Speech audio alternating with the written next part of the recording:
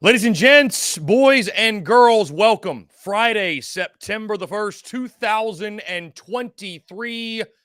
Better yet, game day eve, South Carolina, North Carolina, tomorrow night in Charlotte, folks. We have made it. TGIF. Hope you're all doing well. Chris Phillips here, your host of the Daily Crow of the Spurs Up Show. The chat is already going off. I see Lance, Austin, Tucker Hamilton. What's up, man? Charlotte bound.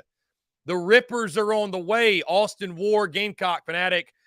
Brendan M., Justin Bryant, John Edward, Travie, Ethan K., Hunter Kelly, Madison Duncan, Alex Mitchum. What's going on? Appreciate you all tuning in. See Youngbloods up in here as well. Also, those in the Big Cock Club Discord, head over to the TDC Questions channel. The TDC Questions channel, to be sure that your questions are answered there. We had a lot of fun, guys, last night in the Big Cock Club Discord. Hey, Spectrum is screwing people over right now, I guess. I know a lot of you could not watch the game last night. If that's the case for you and you want to watch college football this weekend and you have Spectrum and they took your ESPN away, guys, we're going to be streaming, watching college football live in the Discord all weekend long. Join today, Big Cock Club, patreon.com/Big Cock Club, or click the link in our social media bio. You'll see the Big Cock Club link there. Again, we'll be streaming basically all of the games, including tomorrow night's game between South Carolina and North Carolina. Again, guys, thank you all so much for tuning in. To say I'm fired up for this one is an understatement. We have got a jam-packed show for you all today. Of course, in our third hour, we have our Q&A Power Hour, taking your questions, your comments, your calls, 843-790-3377. That's 843-790-3377. In our second hour, we got my good friend Jake Crain of Crain and Company. Yes, 5-7 Jake. He'll be here to face the music. Of course, Jake Crain over at Crain & Co. They dropped their predictions for basically every single Power 5 team, all of the conferences. And last Friday, a week ago today, they dropped their SEC predictions.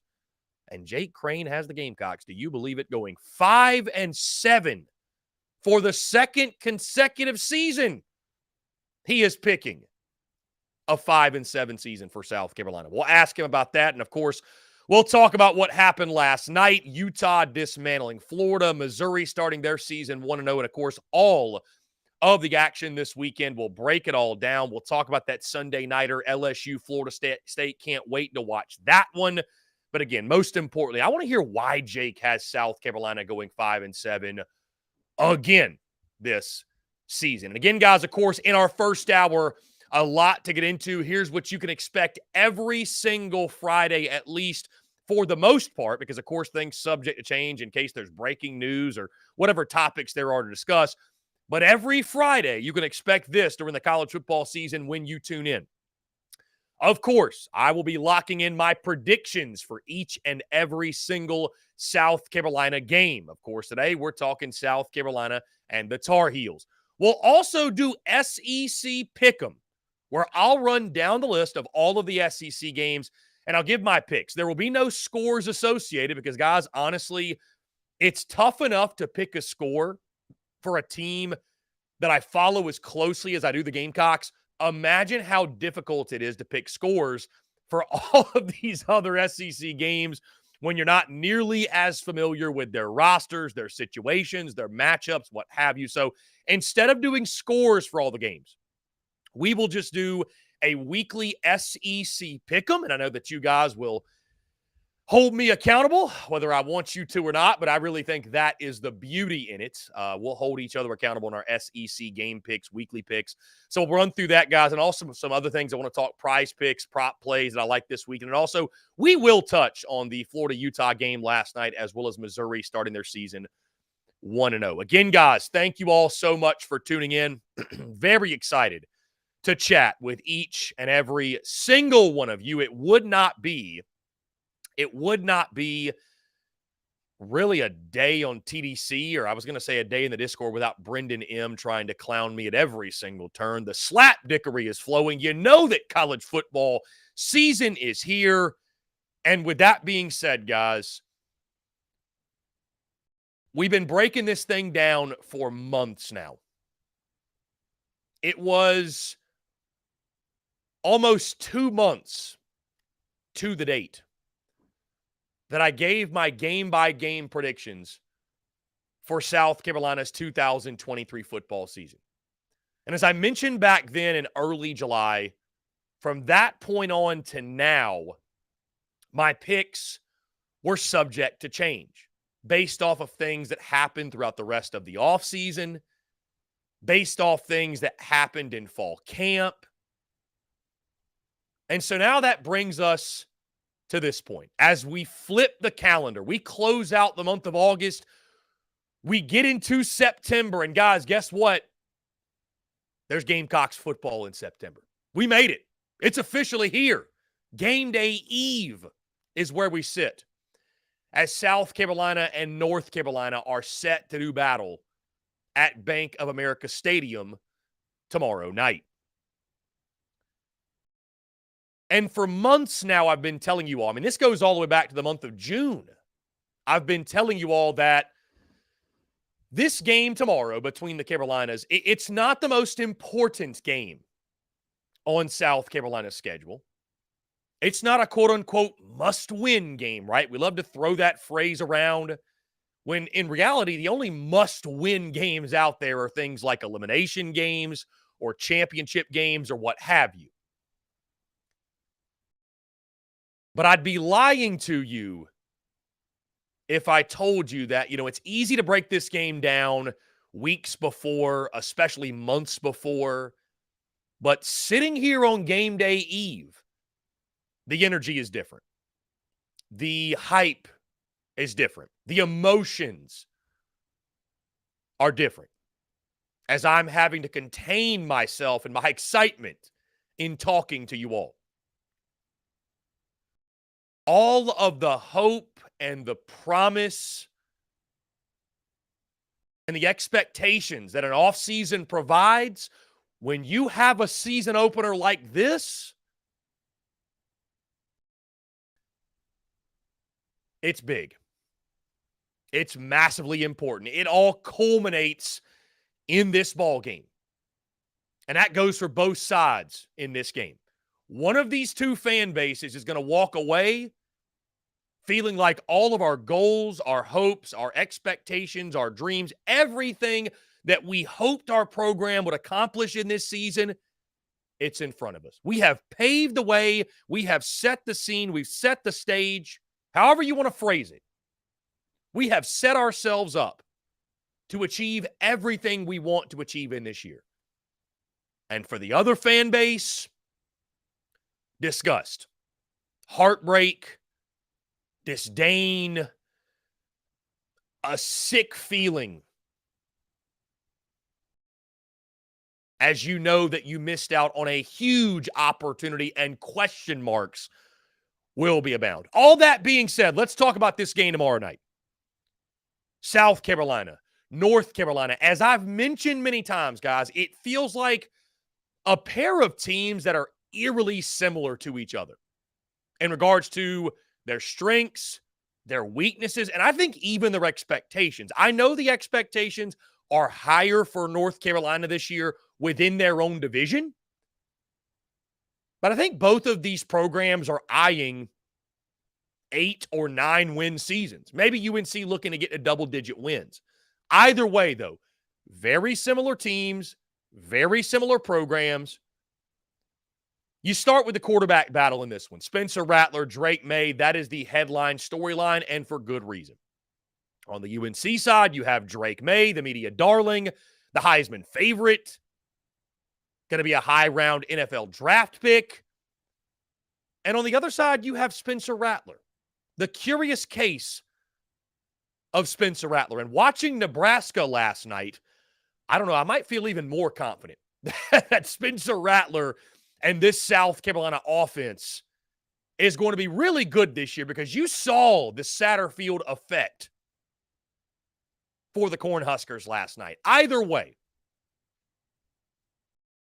outside of the quarterbacks, plenty of intriguing storylines from a pair of suspect offensive lines and even running back rooms who gets their running game going.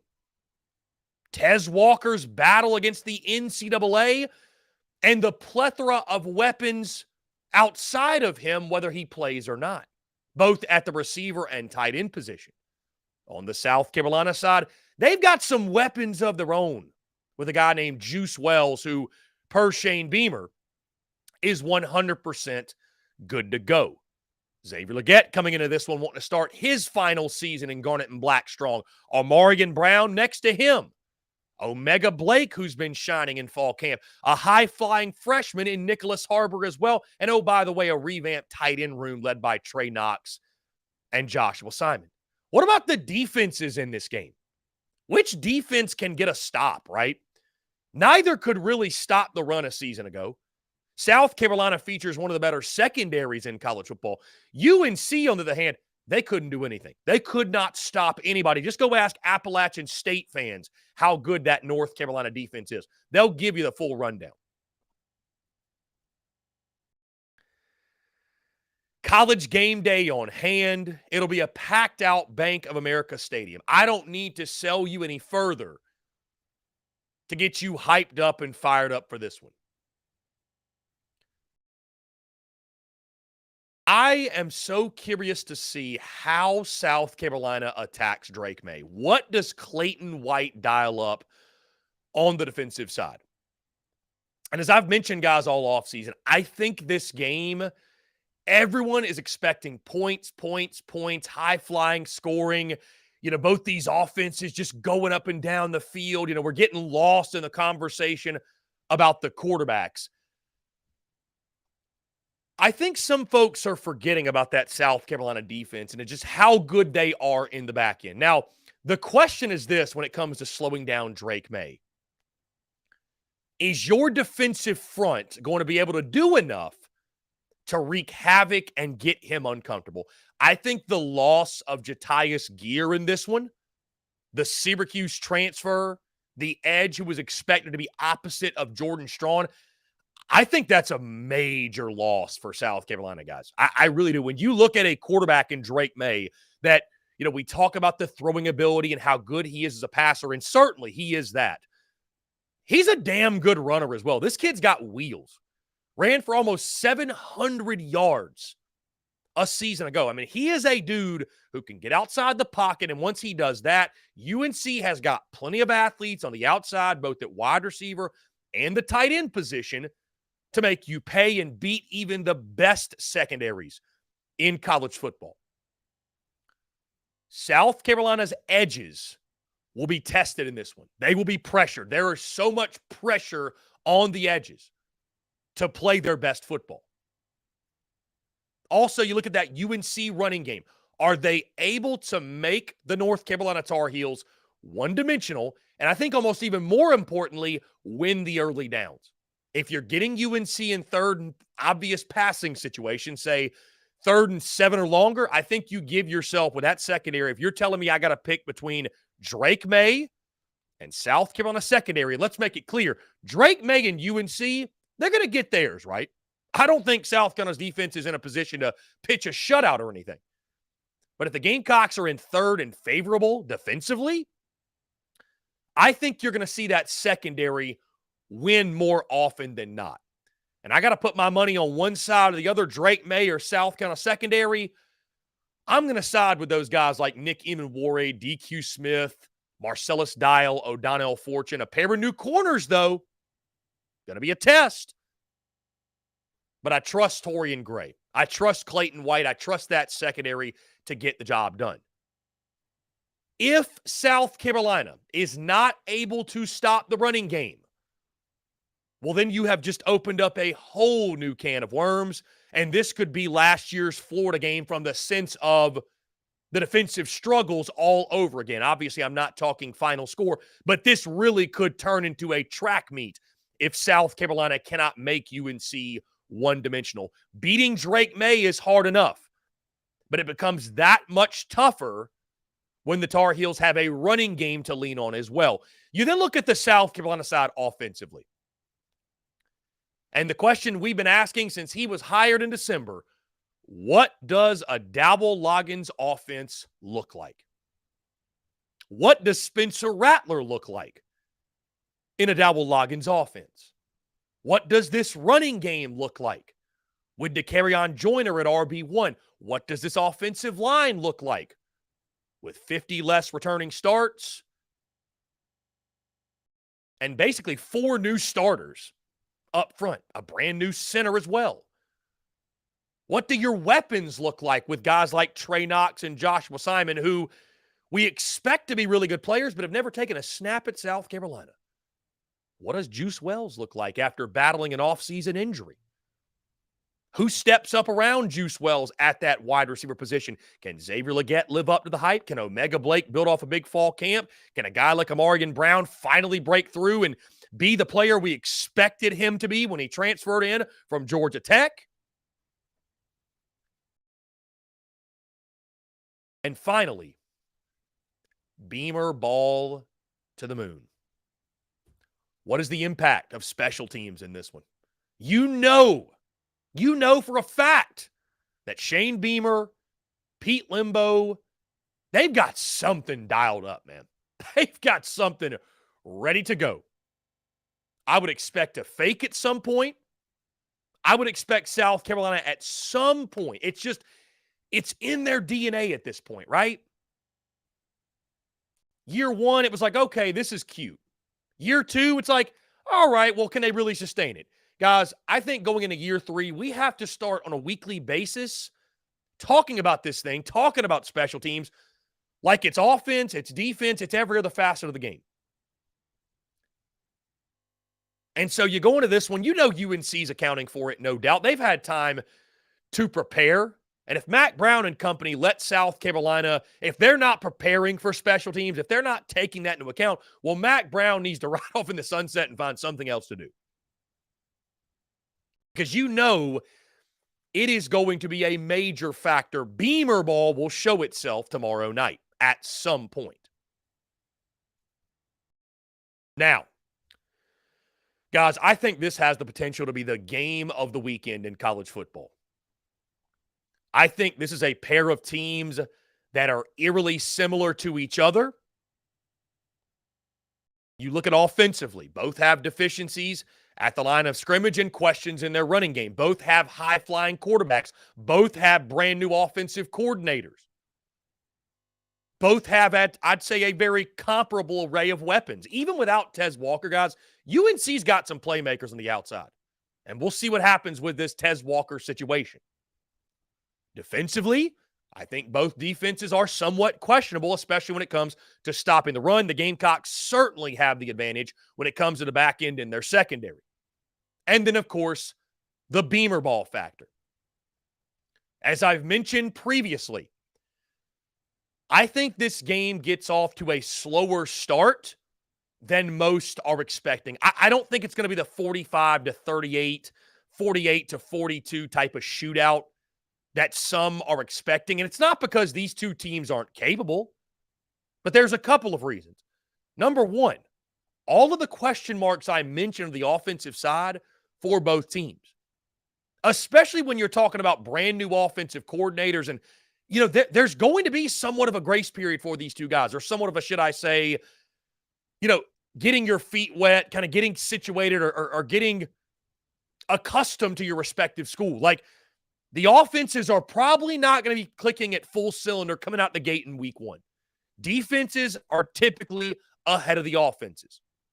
And I think a game in prime time, under the lights in Charlotte, college game days, they're all the pressures of the expectations. I mean, both fan bases, right? Both fan bases feel like we're going to win this football game. We are not losing this football game. And I think the thought process from both fan bases is, you better go win this football game. Like, there will be no moral victories in this one. Neither fan base is going to be able to stomach defeat in this one. That's what makes this thing so much damn fun and so entertaining. So I think this is going to be like two heavyweight fighters feeling themselves out early on. I wouldn't be surprised if maybe we have some sloppy play early because of the emotion. I think which team is better able to handle that is going to be interesting to watch and see for sure. I would expect the Spencer Rattler-Drake May battle to live up to its billing, especially when we get into the second half. My question for South Carolina, guys, especially offensively, it's this. I think that Dowell Loggins and the offense is going to be better this year. My fear is in moments when South Carolina is not able to find balance, because there's only so much Dowell Loggins can do, right? If the offensive line can't open holes and you can't run the football, and you're in those third and long situations we talked about, you're putting a lot on Spencer Rattler. And they're going to come after him. I fully expect UNC to be aggressive on the defensive side of the football. I think they're going to test that offensive line. And I think South Carolina might do the same to UNC, because UNC cannot protect Drake May to save their lives last year. Can South Carolina find just enough balance in the running game to support Spencer Rattler and to allow him to operate? South Carolina has major question marks on both lines of scrimmage, offensively and defensively, right? This is a group that I would say returns less proven experience from last year. And that's not an opinion. I mean, you can look on paper and see that. They return less proven experience from units that finish outside of the top 100 in rushing offense and rushing defense. The good news in this one for South Carolina is this. They're not facing a team that is equipped on the line of scrimmage to expose those deficiencies. I think South Carolina's offensive line and defensive front look maybe even better than they really are. And I don't mean that as a slight. I just mean that I don't think UNC has SEC bodies up front. I think South Carolina will be able to hold their own. I think they'll be able to get just enough of a push offensively, protect Spencer Rattler. I think we do see, there was a lot of question marks and criticisms, and coming from yours truly, about Dowell Loggins of the offense. Guys, I think the offense is going to be improved. I think the scheme is going to be much better than it was. That doesn't mean it's always going to work or that it's always going to be perfect, but I think it's going to be better. And I think you're going to see that early on. And I think defensively, guys, South Carolina, they will make it a priority off the edges. Travian Robertson, the new defensive line coach, I think he'll put together a fantastic game plan to get after Drake May. You think about the last time these two teams met. It was in Charlotte, Duke's Mayo Bowl. I think the Gamecocks had like 5 sacks in that ball game. I expect South Carolina to find creative ways to get after Drake May. I think that secondary will buckle down and show, that all this preseason talk of Drake May and he's going to throw for 350 has been nonsense. And I think Beamer Ball makes a big play in this one. I'm not exactly sure what it is, block punt, block field goal, big return, whatever, but I think you can expect Beamer Ball to be a major factor. I think this is a back and forth ball game. I think both quarterbacks play fairly well. And I'll be transparent with you guys. If you asked me about this prediction 2 weeks ago, when it sounded like Juice Wells may not play, I was ready to pick North Carolina to win this football game. I think no Juice Wells, no victory in Charlotte was my mindset. Thankfully, that is not the case. Juice Wells is 100%. He is playing. I think South Carolina gets just enough from their running game to be balanced. I think Spencer Rattler picks up where he left off from last season. Not the Tennessee game or anything, more like that Clemson game and Notre Dame game where I think he's making big plays. I think South Carolina is aggressive offensively. I think they have enough on the line of scrimmage to get a push, to get in Drake May's face. I don't think UNC is able to do much in the running game. I think South Carolina takes advantage of a weak UNC defense.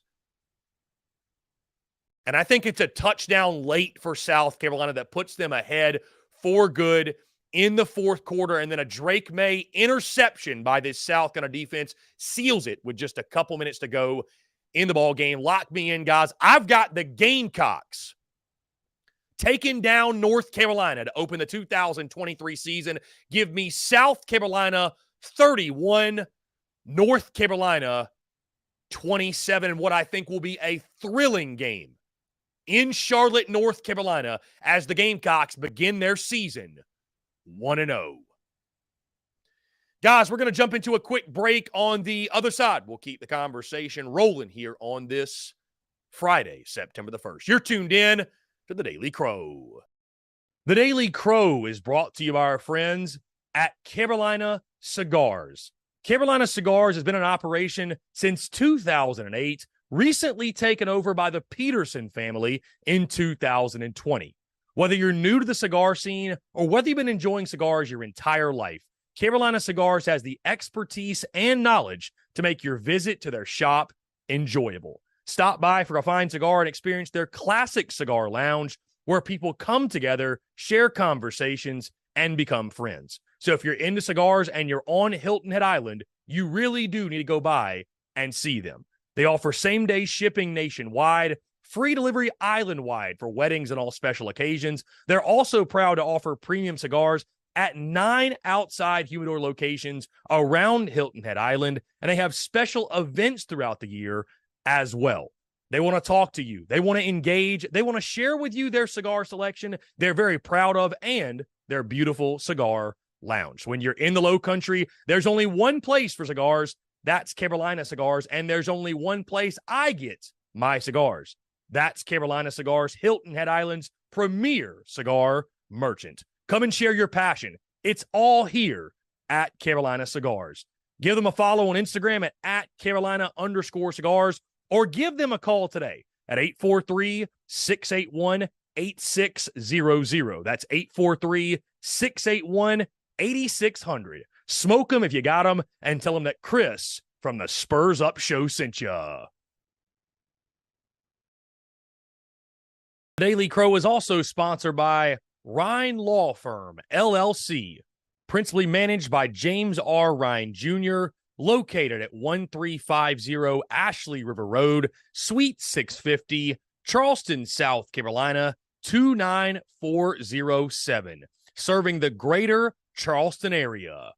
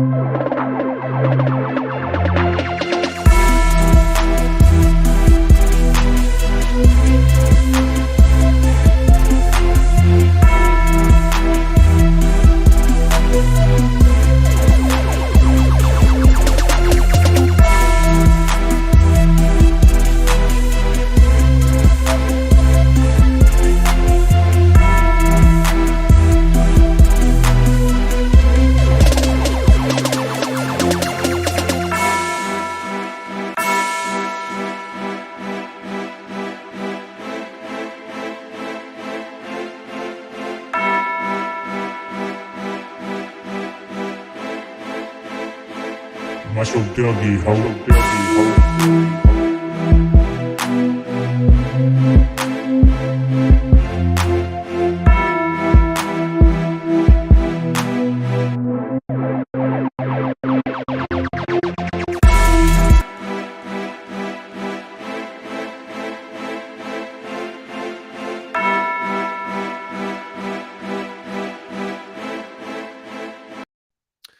All right, guys, we're back here on this Friday, September the 1st, 2023. Appreciate each and every single one of you tuning in. I don't know what it is, but recently, a couple of folks in the Big Cock Club Discord have been coming at my throat relentlessly. And I just want to say this to you all, Dalton, Brendan, the rest of the crew. Keep on swinging, because this slap dick's never going to stop spitting the truth, my guy. We'll keep it moving. We'll keep it moving. The chatter, the conversation, I mean, I'm telling you, you want it, the Big Cock Club Discord, they'll give it to you. They'll give it to you. So, they'll give it to you. Anyways, guys, appreciate you all tuning in. Continue to leave your questions, your comments, your calls as well. 843-790-3377. Let me remind you, by the way, the first post-game call-in show of the 2023 season will take place tomorrow night after South Carolina and North Carolina do battle. Within 10 minutes of the conclusion of the game, we will be live right here, taking your calls. Also, of course, your comments. I'm expecting the phone lines to be flooded. It is going to be a really good time. I'm looking forward to it. Hopefully, we are celebrating a big Gamecocks W, and if not, my goodness, you might want to tune in and see how many times I get cussed out tomorrow night. But either way, going to be a good time. Please tune in, 843-790-3377. That's the number you'll be able to call. The A1 Air Quality Services post-game call-in show. Looking forward to it. And I want to say thank you to our friends over at A1 Air Quality Services for their love and their support of the show. Also, guys, want to take a moment really quickly, obviously, to say thank you. The month of August was not only a record-setting month for us, but to give you some perspective, we set the record last month for podcast downloads at 64,140. In the month of August, not only, and that was in the month of July, by the way, 64,140. In the month of August, not only did we shatter that record, but we absolutely annihilated it. In the month of August, 112,762 podcast downloads. I want to give a round of applause to all of you and say thank you again for tuning in, your love, your support of the Spurs Up Show, man. It's without you guys, TSUS would not be what it is, what it's becoming. And I still say this, guys. This is just the beginning, and we're just getting started. So, again, thank you all so much for the continued love and support. I cannot say thank you enough. Guys, that being said, we just locked in our prediction for South Carolina, North Carolina. We're making picks for all of the SEC games this weekend. And, guys, like I mentioned, we're going to do this on a weekly basis, our SEC Pick'em for each and every single SEC weekend. We'll do this on Fridays, and like I mentioned, there will not be scores for these games. I'm just going to be picking winner and loser. And, of course, I'll indicate to you how I think the game is going to go. And a lot of these games we'll probably have included in our weekly gambling picks, what have you. But I figured making scores for every single game, it's just way too difficult. It takes way too much work. So without further ado, our SEC Week 1 predictions, SEC Pick'em for Week 1. As I already mentioned, of course, I've got the Gamecocks taking down North Carolina. You already know that score, 31-27. I've got South Carolina getting the dub. As we move to the rest of the weekend action, Tennessee taking on the Virginia Cavaliers. This another neutral site game in Nashville, Tennessee at Nissan Stadium. The Volunteers beginning the Joe Milton era, as of course Hendon Hooker, Jalen Hyatt, amongst a host of others, are now gone. Tennessee is, I believe, a 28-point favorite in this one. The over-under, I believe, set at 56. I have taken the over, guys, and much of that has to do with Tennessee. I think Tennessee is going to roll in this one. I think Joe Milton, Josh Heupel and company, listen, I know they replace a lot, and there could be a major drop-off, but I don't think you're going to feel it in this game. I think Tennessee, they want to prove that the preseason hype is for real. I think Tennessee wants to show the country that, you know what, maybe we don't have Hendon Hooker anymore. Maybe we lost some key pieces. But I think Tennessee is going to want to come out in week 1 and make a big-time statement. So I'm taking Tennessee to win this game. I think Tennessee wins this game big. Do they cover the 28-point spread? I'm not exactly sure, but I think the over hits because I think there will be offensive fireworks. I think Tony Elliott, by the way, at Virginia, I think he's doing a good job, but I think there'll be no match for Tennessee. As I said, I think Joe Milton and company, that offense, high-flying, Josh Heupel will be pushing all of the right buttons tomorrow afternoon in Nashville, and I think Tennessee gets a big win in Nashville. Kentucky and Ball State, the Wildcats are a 26.5-point favorite. You'll notice, guys, the trend. There are a lot of cupcake games in week 1 that really don't need any explanation as to why I'm picking the winner of each game. I'm obviously taking Kentucky to win this game. I think Kentucky wins big as well, guys, and I think that Liam Cohen, Devin Leary, I think the offense is clicking. But as I mentioned yesterday, the big thing I want to see, what do they look like on the line of scrimmage? Does this look like a traditional Kentucky team under Mark Stoops? Are they dominating up front, or do we still see it leaky up front? Some of the question marks they had from last year carry over to this year. But I've got the Kentucky Wildcats taking down Ball State in big fashion. And I think Devin Leary has a big day in doing so. Arkansas and Western Carolina, give me the Hogs in this one. Hogs big. I think Rocket Sanders and KJ Jefferson, they will have a field day. Curious to see what that Arkansas secondary looks like, but I think the Hogs will roll as they win comfortably in week 1. Ole Miss and Mercer, yet again, another cupcake game. I think Ole Miss with Jackson Dart, Quinshon Judkins, I think that offense will be explosive, high-flying. And that Pete Golding defense, this might be a bigger game for Ole Miss defensively as they begin a new era of defense in Oxford. I think they'll be much better defensively this year. I don't think it'll really matter, though. I think they take down Mercer. I think it'll be big. I think that Ole Miss offense, I think you can expect to see multiple quarterbacks in this one. I think Spencer Sanders will also see the field. I think Walker Howard as well. Jackson Dart, I would expect the ball out and show all that offseason improvement, if you will. And I think Ole Miss absolutely rolls in this one as they crush the Mercer Bears. Auburn and UMass, the debut of Hugh Freeze on the Plains. Now, as you guys already know, one of my best plays of the weekend, or what I feel is one of our best bets, I've got UMass plus 35. I think that 35 points in a head coach's debut, that's a lot, man. And this is not Eastern Illinois like the Gamecocks got in Shane Beamer's opener, right? I mean, UMass is a team, they've got the former Clemson transfer at quarterback. They've got some nice pieces. So I think UMass will cover. I think this is actually a game, guys, if there's any of the cupcake games that could be somewhat uncomfortable in the third quarter, I think it's this one. But I think Auburn pulls away. I think they win by double digits. I think Peyton Thorne plays well. I think you're going to see the Hugh Freeze effect early. And I think talent wins in this one, right? So give me the Auburn Tigers. They'll win this football game. But I do think UMass keeps it respectable. Mississippi State and Southeast Louisiana University. A new era as well begins here. The late, great Pirate, unfortunately, passing. And it's going to be an emotional day in Starkville, right? They're honoring the Pirate beforehand and honoring his legacy. And I think that Mississippi State's going to be inspired. We're all curious to see that Dan Enos offense, if you will. Kevin Barbay, Dan Enos, Arkansas. Again, I get my offensive coordinators. There's so many of them. I get them mixed up. The Kevin Barbay offense in Starkville with Will Rogers now operating under center. He's going to be running play action, turning his back to a defense, two things he's never done before. I think Mississippi State, either way, though, guys, I think they're a veteran team.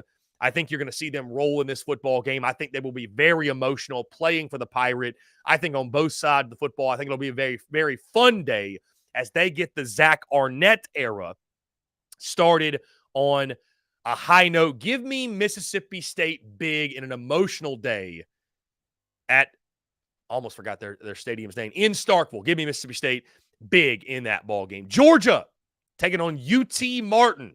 The Dogs begin their quest for 3 straight national champions. How does Carson Beck look? That's going to be the big question. The Mike Bobo offense as well. Outside of that, guys, there's really not much about this one to talk about. I think Georgia rolls. They win big. I would expect Georgia to run the football a lot in this one also, though. Put those wide receivers on display. I think they'll be very well balanced. I think they're going to want to run a lot to get Carson Beck, get him comfortable in this football game. I think they'll use The first 2 weeks, really, because next week I think they've got like Samford or something like that. They'll use the first 2 games, I think, to get their quarterback situation figured out, have Carson Beck feel comfortable going in that big week 3 matchup against South Carolina. But I think Georgia rolls. They win big. Give me Georgia over UT Martin. Texas A&M taking on the New Mexico Lobos in College Station. I've got Texas A&M in this one, guys. The big question, though, of course, what does the offense look like with Bobby Petrino taking over the play calling?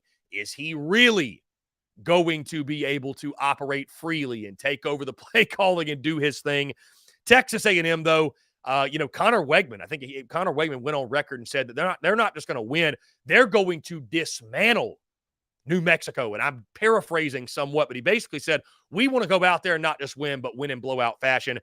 I think they'll do just that. I think Texas A&M, this is huge, man. They've got to get their season off on the right foot, right? They've got to show something in week 1 that this is not last year. They're not going to start slow. They're not going to start sluggish. They figured out the offense, right? They've got all the talent in the world, but they've got to put it on display. Give me Texas A&M, and I think they make a statement in week 1. Vanderbilt and Alabama A&M. I do think the Commodores moved to 2-0.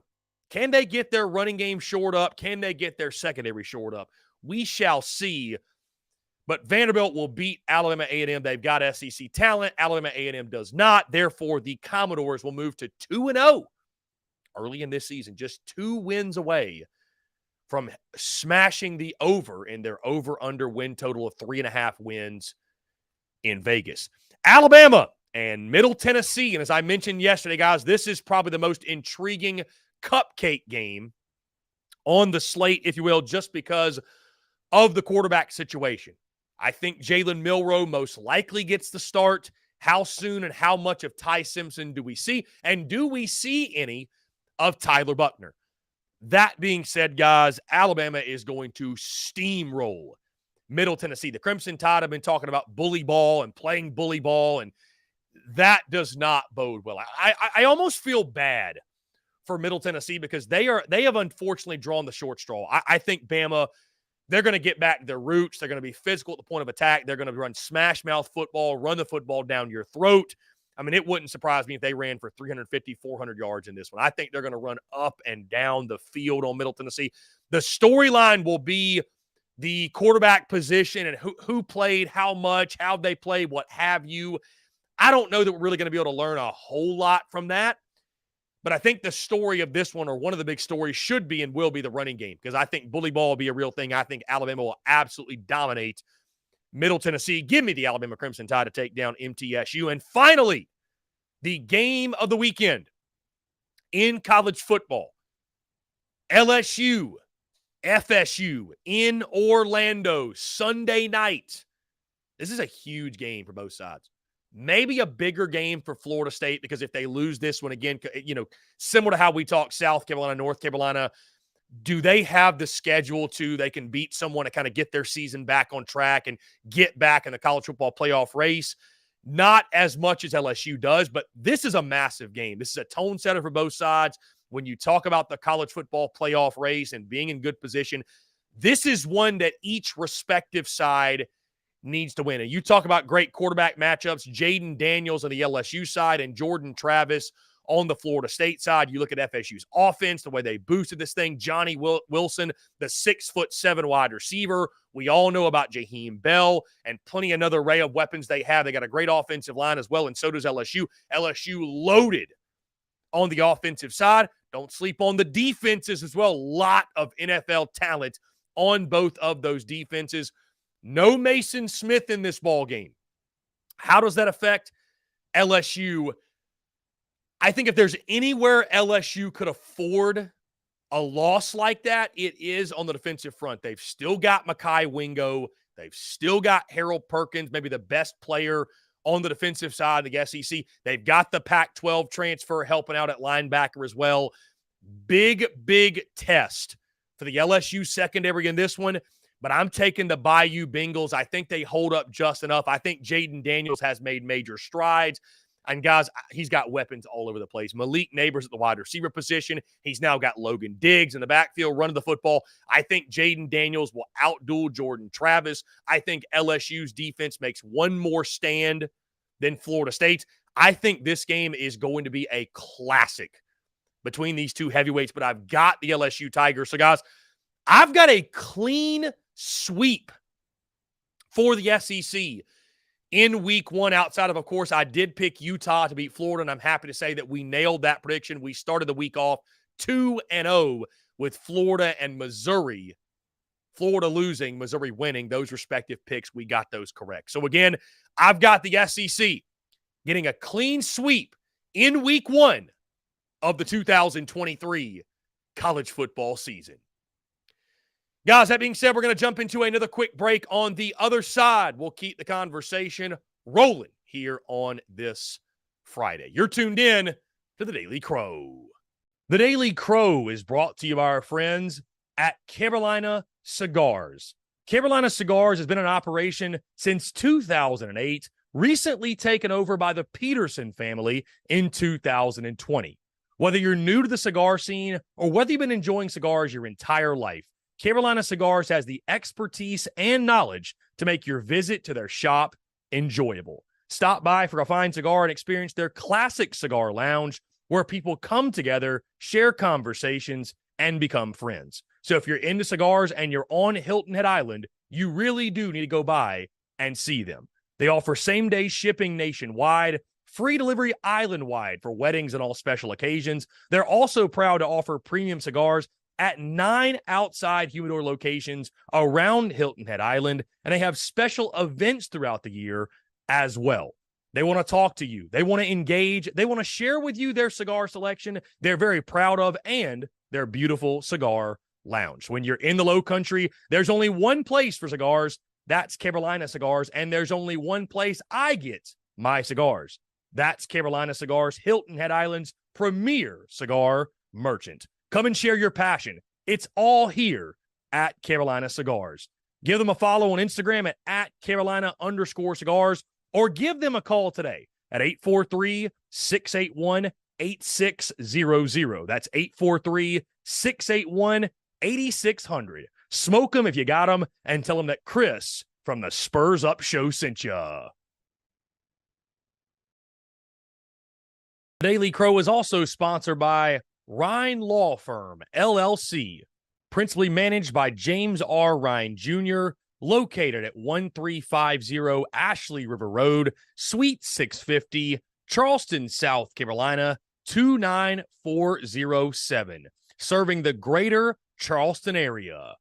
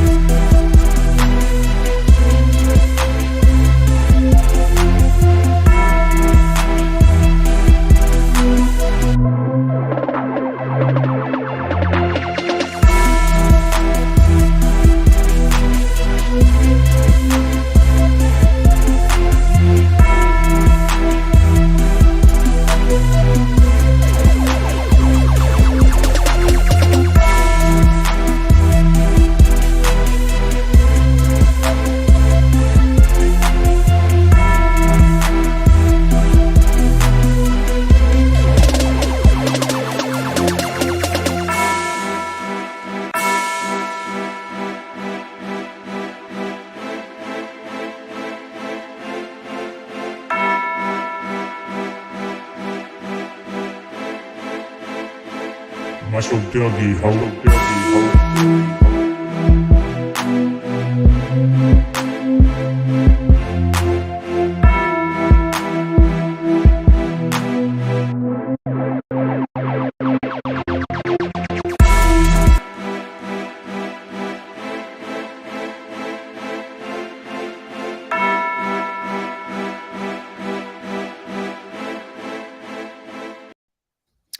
All right, guys, we're back here on this Friday, September the 1st, 2023. Again, let me say thank you all for tuning in here on this Friday. If you're on the way to Charlotte, North Carolina right now or about to be, safe travels to you all. And cheer on the boys in Garnet and Black and make sure you bring home the W. Again, thank you all so much, guys, for a record-setting August. Absolutely incredible, man. Truly, it's a blessing. I remember the days of getting 100 downloads or 500 or 1,000 or, you know, in a month getting 15,000 and just thinking we were really killing it. And so to hit 100,000 downloads in a month for the podcast is truly a blessing and could not have done it without you guys. So thank you so much, guys. I truly appreciate it. That being said, again, we're going to keep the conversation rolling. Like I mentioned, continue to leave us excuse me, your questions, your comments. You can call in, go ahead and leave us a voicemail as well if you can't call in the third hour, but continue to do that. And of course, in our second hour, coming up at 1:15, we've got my good friend Jake Crain of Crain and Company. I cannot wait for this conversation. It's going to be absolutely electric. Just getting Jake's thoughts and more so his reasoning on why he's picking the Gamecocks to go 5-7 this year. And y'all leave your comments for Jake as well. Guys, in the meantime, we keep the convo rolling, and normally we'll talk these plays on Wednesdays, but for week 1 of college football, like I mentioned to you guys, our Prize Picks friends, they told us that, hey, because we don't know who starters are or some other reasoning, that they were not going to have plays for the weekend until Thursday or Friday. Well, we have those out, and right now we're going to lock them in. My favorite Prize Picks prop plays of the weekend for week 1 of the 2023 college football season. And we start in the game in Charlotte between South Carolina and North Carolina. The first pick I'm locking in is Spencer Rattler over 251.5 passing yards. As I mentioned, guys, I think this game's going to get off to somewhat of a slower start. But I think once it gets going, I think it's really going to get going. I believe in Dowell Loggins in the sense that I think this offense will be much more aggressive, pushing the football down the field. Also, Spencer Rattler has his top target in Juice Wells playing in this ball game per Shane Beamer at 100%. And I think South Carolina, guys, the reason I'm riding the over here, and I'm going to be riding the over probably on a lot of Spencer Rattler passing totals. The reason I'm riding it is this. Until South Carolina shows me that they're going to be able to run the football with consistency, I think we can bank on South Carolina being at minimum a 60-40 passing offense. I think Spencer Rattler could even hit the 300-yard mark in this game. But the good news is we don't need him to. If he throws for 252 yards or more, we win the bet. We hit the play. Give me Spencer Rattler over 251.5 passing yards against really, guys, a porous UNC defense. Has UNC improved defensively? Maybe so. But even if they improve slightly, they're still probably one of the worst defenses in all of college football. So I love the over 251.5 passing yards total for Spencer Rattler. We move to LSU, FSU. I mentioned previously the top target for the Florida State Seminoles, Johnny Wilson, at 6'7". This dude is a walking giraffe on the football field. Over 66.5 receiving yards. LSU's secondary was suspect a season ago. I'm not saying Jordan Travis is throwing for 350 or anything, but I think Johnny Wilson, guys, he's just a mismatch nightmare. He's a matchup nightmare for an opposing defense. I think he'll get his. I love the over 66.5 receiving yards for Johnny Wilson. We move to Kentucky and Ball State.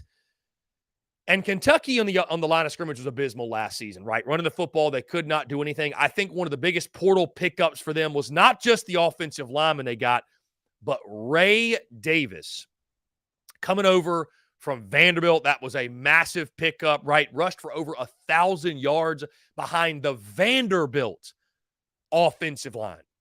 I think Liam Cohen, this Kentucky offense, I think they have much more balance in this ball game. And again, guys, like I mentioned earlier, Kentucky's a team I believe wants to make a statement. They need to make a statement, especially when it comes to their physicality, when it comes to the line of scrimmage. I've got Ray Davis over the 95.5 rushing yards. I think they'll feature Demi Sumo as well, but I think it'll be a big-time debut for Ray Davis in the Kentucky Blue. Give me over 95.5 on the ground for Ray Davis. We then move to Nashville for the game between Tennessee and Virginia. And guys, I love these totals for the Tennessee offensive attack. I love them. I love them. We'll start with Joe Milton, the new Volunteers quarterback. And I know the questions around Milton. Can he throw the changeup? Is he going to be very good? Guys, until proven otherwise, say what you want about me. I'm a Josh Heupel believer. I'm a believer in the Josh Heupel offense. I'm a believer in the offensive attack. Now, that is no disrespect to Hendon Hooker. I don't think it's as simple as, well, you plug any quarterback in and they'll do well. They may not do as well as Hendon Hooker did, but guys, Tennessee is going to be an offensive juggernaut while Josh Heupel's there. I think it's going to be one of those systems where the quarterback's going to have gaudy numbers. I think that's going to be the case yet again tomorrow. The over 2.5 passing touchdowns, I think it is a lock. I think Joe Milton hits some big ones down the field. I think he's very, very good for Tennessee. They're going to win in blowout fashion. I think Joe Milton's a big reason why. I love the over 2.5 passing touchdowns for Joe Milton. Sticking with Tennessee, Brew McCoy, his top receiving target, over under. I love the over half receiving touchdowns. He gets one receiving touchdown, we win. Guys, I think he could have multiple. Brew McCoy over a half receiving touchdowns. Joe Milton over 2.5 passing touchdowns. Lock it in, no-brainer. Tennessee is going to roll. We go back to the game tomorrow night between the Gamecocks and Tar Heels. Drake May was lethal on the ground, right? Ran for almost 700 yards a season ago. South Carolina has questions at the edge position. However, I think the Gamecocks are going to make it a priority that you got to take something away from Drake May, right? You cannot let him get outside of the pocket and beat you with his legs. I also think Travian Robertson going to dial some things up in the pass rush. I think they're going to be all over Drake May tomorrow night. The under 31.5 rushing yards. I love the number there. It's a little bit scary, right? Because he breaks off one big one and all of a sudden we're in trouble. I think South Carolina's defense is going to make it a priority to contain Drake May. I think they will do that at a well enough level. And I think you factor in, I would expect the Gamecocks to get 2 or 3 sacks in this ballgame. I don't think UNC's offensive line is very good. They struggled to protect Drake May a season ago. I think that'll be the case yet again. Under 31.5 rushing yards for Drake May in this game tomorrow night. I absolutely love that pick. We'll then go to LSU, FSU, back to that game. Jaden Daniels, great quarterback battle, man. This is going to be a great quarterback battle in Orlando. The over 230.5 passing yards. I think Jaden Daniels is one of the most slept on quarterbacks in college football, guys. I mean, really, truly. Like, was he perfect a season ago? No. But I think this is a dude, year 2 of Brian Kelly, year 2 of his offensive coordinator, right? They're the one of 2 SEC teams that has their quarterback and OC returning from a season ago. I think that makes a difference. I think Jaden Daniels plays very, very well. I think he hits the over 230.5 passing yards. And finally, guys, this was actually a bonus ad, a late ad to my card. And I love this pick. Going back to Lexington, Kentucky. As I mentioned, Kentucky's a team. They want to make a statement. I think they cover the 26.5 against Ball State. And I think Devin Leary, their quarterback, is going to be a huge part of it. Devin Leary, over 228.5 passing yards, guys. I think that's going to get smashed. I think that number, I mean, run to the bank, run to Prize Picks, hammer this over 228.5. I think it's a no-brainer. I think Devin Leary, again, a very slept-on quarterback in his own right. I think he will have a big day for the Blue. I think Kentucky's going to steamroll. I think Devin Leary is a big, big part of it. The over 228.5 passing yards.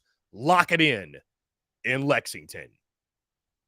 Guys, we're going to jump into another break. On the other side, I want to spend some time talking Florida, Utah, and Missouri and South Dakota, and then we'll get our good friend Jake Crain of Crain and Company in the show. All that and more on the other side. You're tuned in to the Daily Crow. The Daily Crow is brought to you by our friends at Carolina Cigars. Carolina Cigars has been in operation since 2008, recently taken over by the Peterson family in 2020. Whether you're new to the cigar scene or whether you've been enjoying cigars your entire life, Carolina Cigars has the expertise and knowledge to make your visit to their shop enjoyable. Stop by for a fine cigar and experience their classic cigar lounge where people come together, share conversations, and become friends. So if you're into cigars and you're on Hilton Head Island, you really do need to go by and see them. They offer same-day shipping nationwide, free delivery island-wide for weddings and all special occasions. They're also proud to offer premium cigars at 9 outside humidor locations around Hilton Head Island, and they have special events throughout the year as well. They want to talk to you. They want to engage. They want to share with you their cigar selection they're very proud of and their beautiful cigar lounge. When you're in the Low Country, there's only one place for cigars. That's Carolina Cigars, and there's only one place I get my cigars. That's Carolina Cigars, Hilton Head Island's premier cigar merchant. Come and share your passion. It's all here at Carolina Cigars. Give them a follow on Instagram at Carolina_cigars, or give them a call today at 843-681-8600. That's 843-681-8600. Smoke them if you got them, and tell them that Chris from the Spurs Up Show sent you. The Daily Crow is also sponsored by Rhine Law Firm, LLC, principally managed by James R. Rhine Jr., located at 1350 Ashley River Road, Suite 650, Charleston, South Carolina, 29407, serving the greater Charleston area.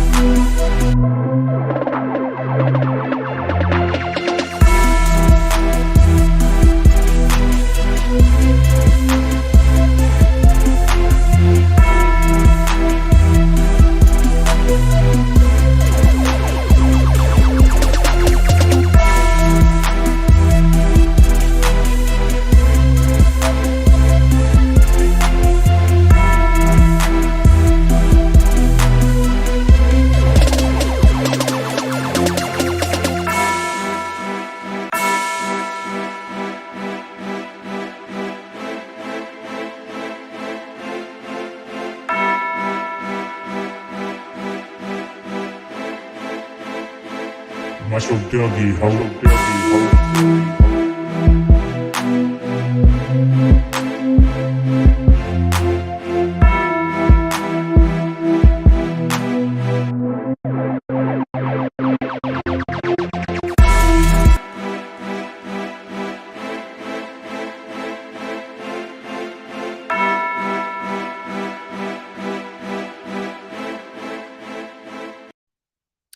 All right, guys, we're back here on this Friday, September the 1st, 2023. Appreciate each and every single one of you tuning in.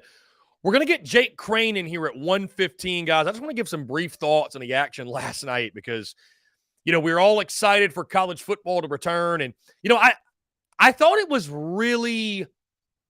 strange, I thought, over the last couple of days where, we spent the entire offseason questioning Florida and basically carving their tombstone, right? Like nobody thought Florida was going to be good, right? I locked them in at 5-7 earlier in the summer. Graham Mertz, 14th on our SEC quarterback rankings. I had Florida 13th out of 14 teams on the SEC power rankings. And it was like, we said all that. And then all of a sudden we got to like Monday of this week and that all went away. And you saw our guy, JD Pickell, picking the Florida Gators. You saw Josh Pate picking Florida. Many others as well. The Cam Rising news happened, and I almost fell for it. I really did. I almost fell for it. I thought, you know what? Because I still like Billy Napier. I really do. I thought, you know what? Maybe Graham Mertz isn't as bad as we think. Maybe, with no Rising, that defense with Austin Armstrong, they'll dial some things up. And thankfully, I did not fall for that trap. I thought, you know what? Utah's been preparing this all off season. They've been preparing all fall camp. They knew that Cam Rising wasn't going to play, right? And you saw that on the very first play, that long touchdown. But Florida just gets dominated. I mean, that game, if it were not for a late touchdown, it wouldn't look as close as what it was. And I also want to shout out my guy, Austin Gregory, who, we talk gambling in here. He nailed what the line should have been, right? The line was at 7.5, then 6.5, then 4.5. Getting into kickoff. Austin Gregory had said, you know what? I don't care if Cam Rising plays or not. The line should be 12.5 or 13. Sure enough, 13-point margin of victory for Utah, 24-11. They beat the Florida Gators. Guys, my immediate takeaway is this. I don't know that Graham Mertz is as bad as we thought he was. 31 of 44, 333 yards, a touchdown. He did throw a pick as well. But he got no help at all from that big Florida offensive line. I mean, 21 carries for 13 yards, minus 29 for Graham Mertz because of the sacks and all that. But still, their leading rusher was Trevor Etienne, 7 carries for 25 yards. I mean, the duo of Etienne and Montrell Johnson, 31 total yards. That is not a recipe for success for the Florida Gators. That is not a recipe for success. Ricky Pearsall looked pretty good, 8 for 92 for him. But that, I think, was the disturbing part. I think, too, though, you got to give Utah a lot of credit. They are a big physical team, guys. They are built like an SEC team. They're long on the corners as well. And so it was a game in which that was, we spend so much time talking quarterback. That was the reason I stuck with my pick and picked Utah to win 23-17. I still just felt like Utah, you know what? Maybe they got to figure it out at quarterback, but they're still better than Florida across the board when it comes to their physicality up front, when it comes to just being a better football team across the board. So, and guys, I'll say this, Billy Napier is not getting fired. There are 31 million reasons why Billy Napier is going nowhere. Now, you lose to McNeese, we might have a different conversation. The Chad Morris effect could be in play. I don't see that happening. But there are 31 million reasons as to why Billy Napier is going nowhere. Now, I will say this. We're dancing on the graves of the Gators right now. And I picked this team to go 5-7.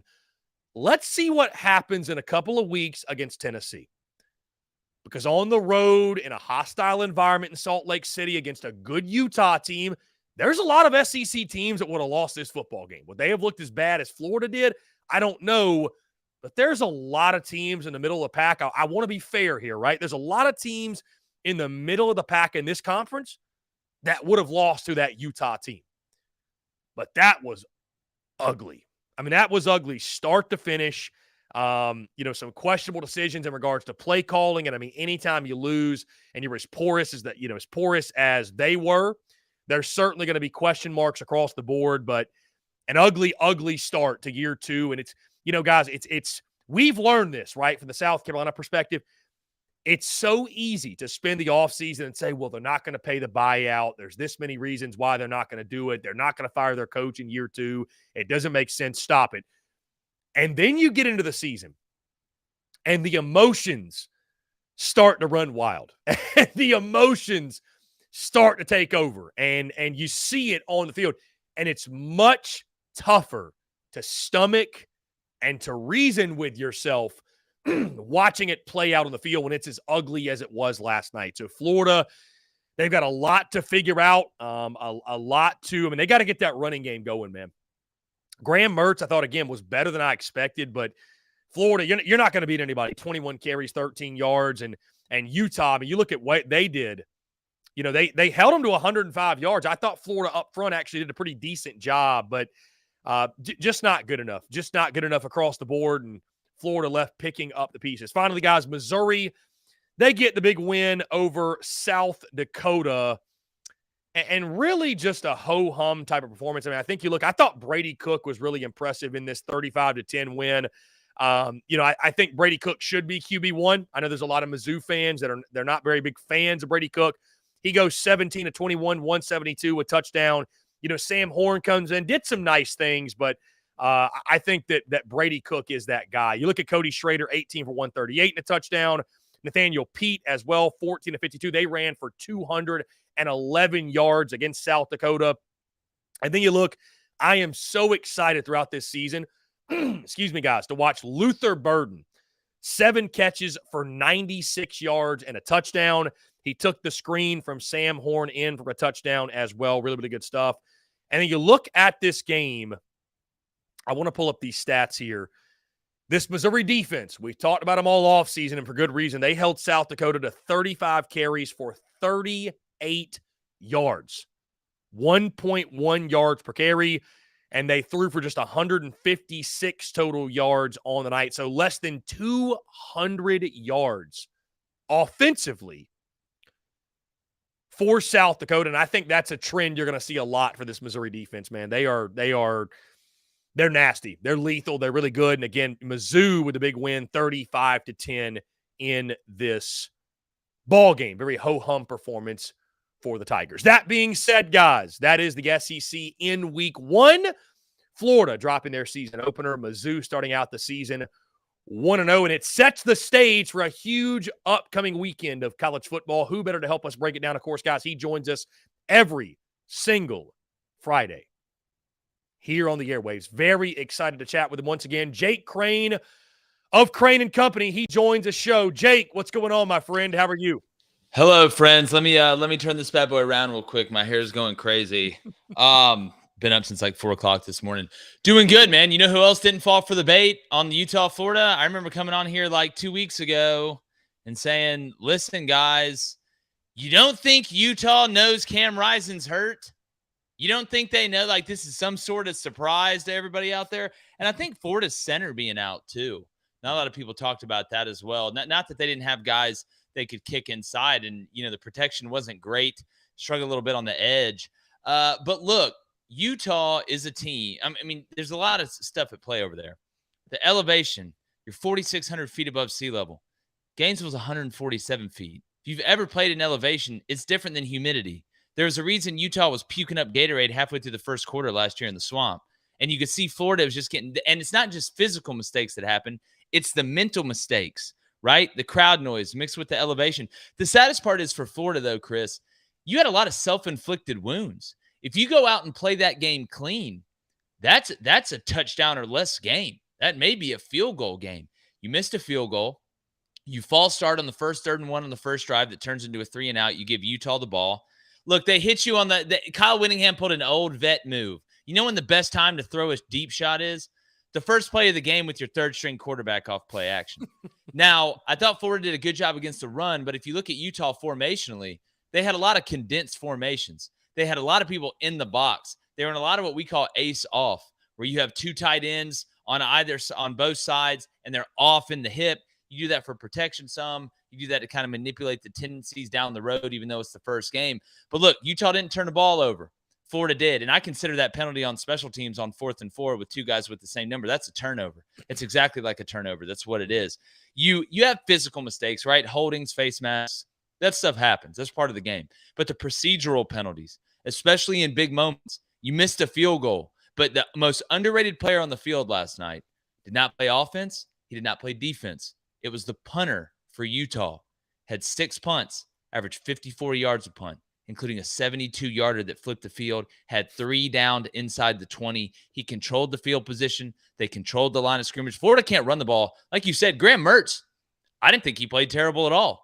Now, he was a little sped up in the short game, but I thought his intermediate game, I thought the vertical game, I thought the versatility formation-wise and play calling-wise for Billy Napier and them early was good. I thought it was good. They would line up in 12 personnel. They'd get up and run a gap scheme run, zone scheme run, jet sweep, get into empty. There was times where Utah wasn't covering the wide receiver until right before the snap because the formations kept changing. So I thought Florida had a chance. I thought they could actually run with them a little bit.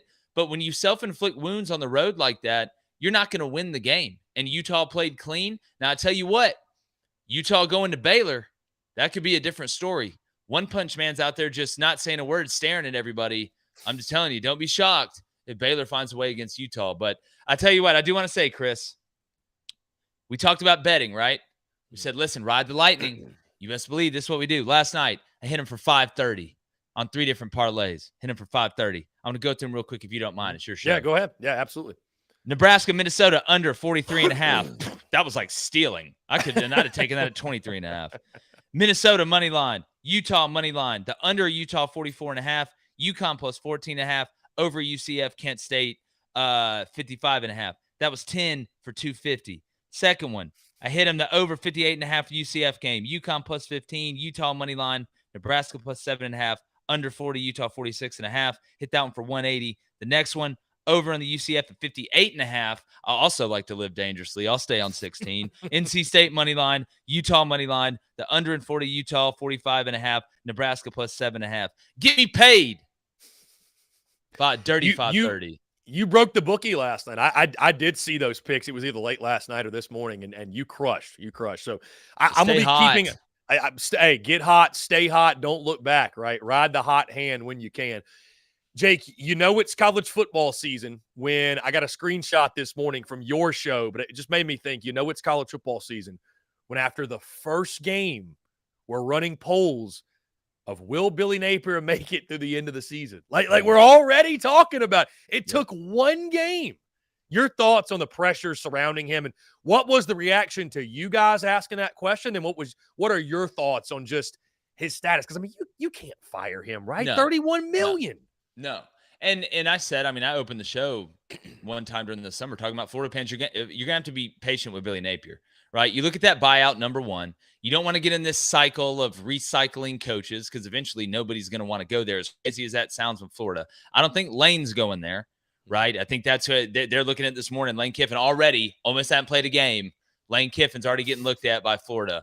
Obviously, Urban's not going back there. They're not making a Swamp Kings too. That puff piece would probably be good for Gator Nation right now. But look, I don't think people realize with Dan Mullen that, the depth was an issue, but the culture was a disaster.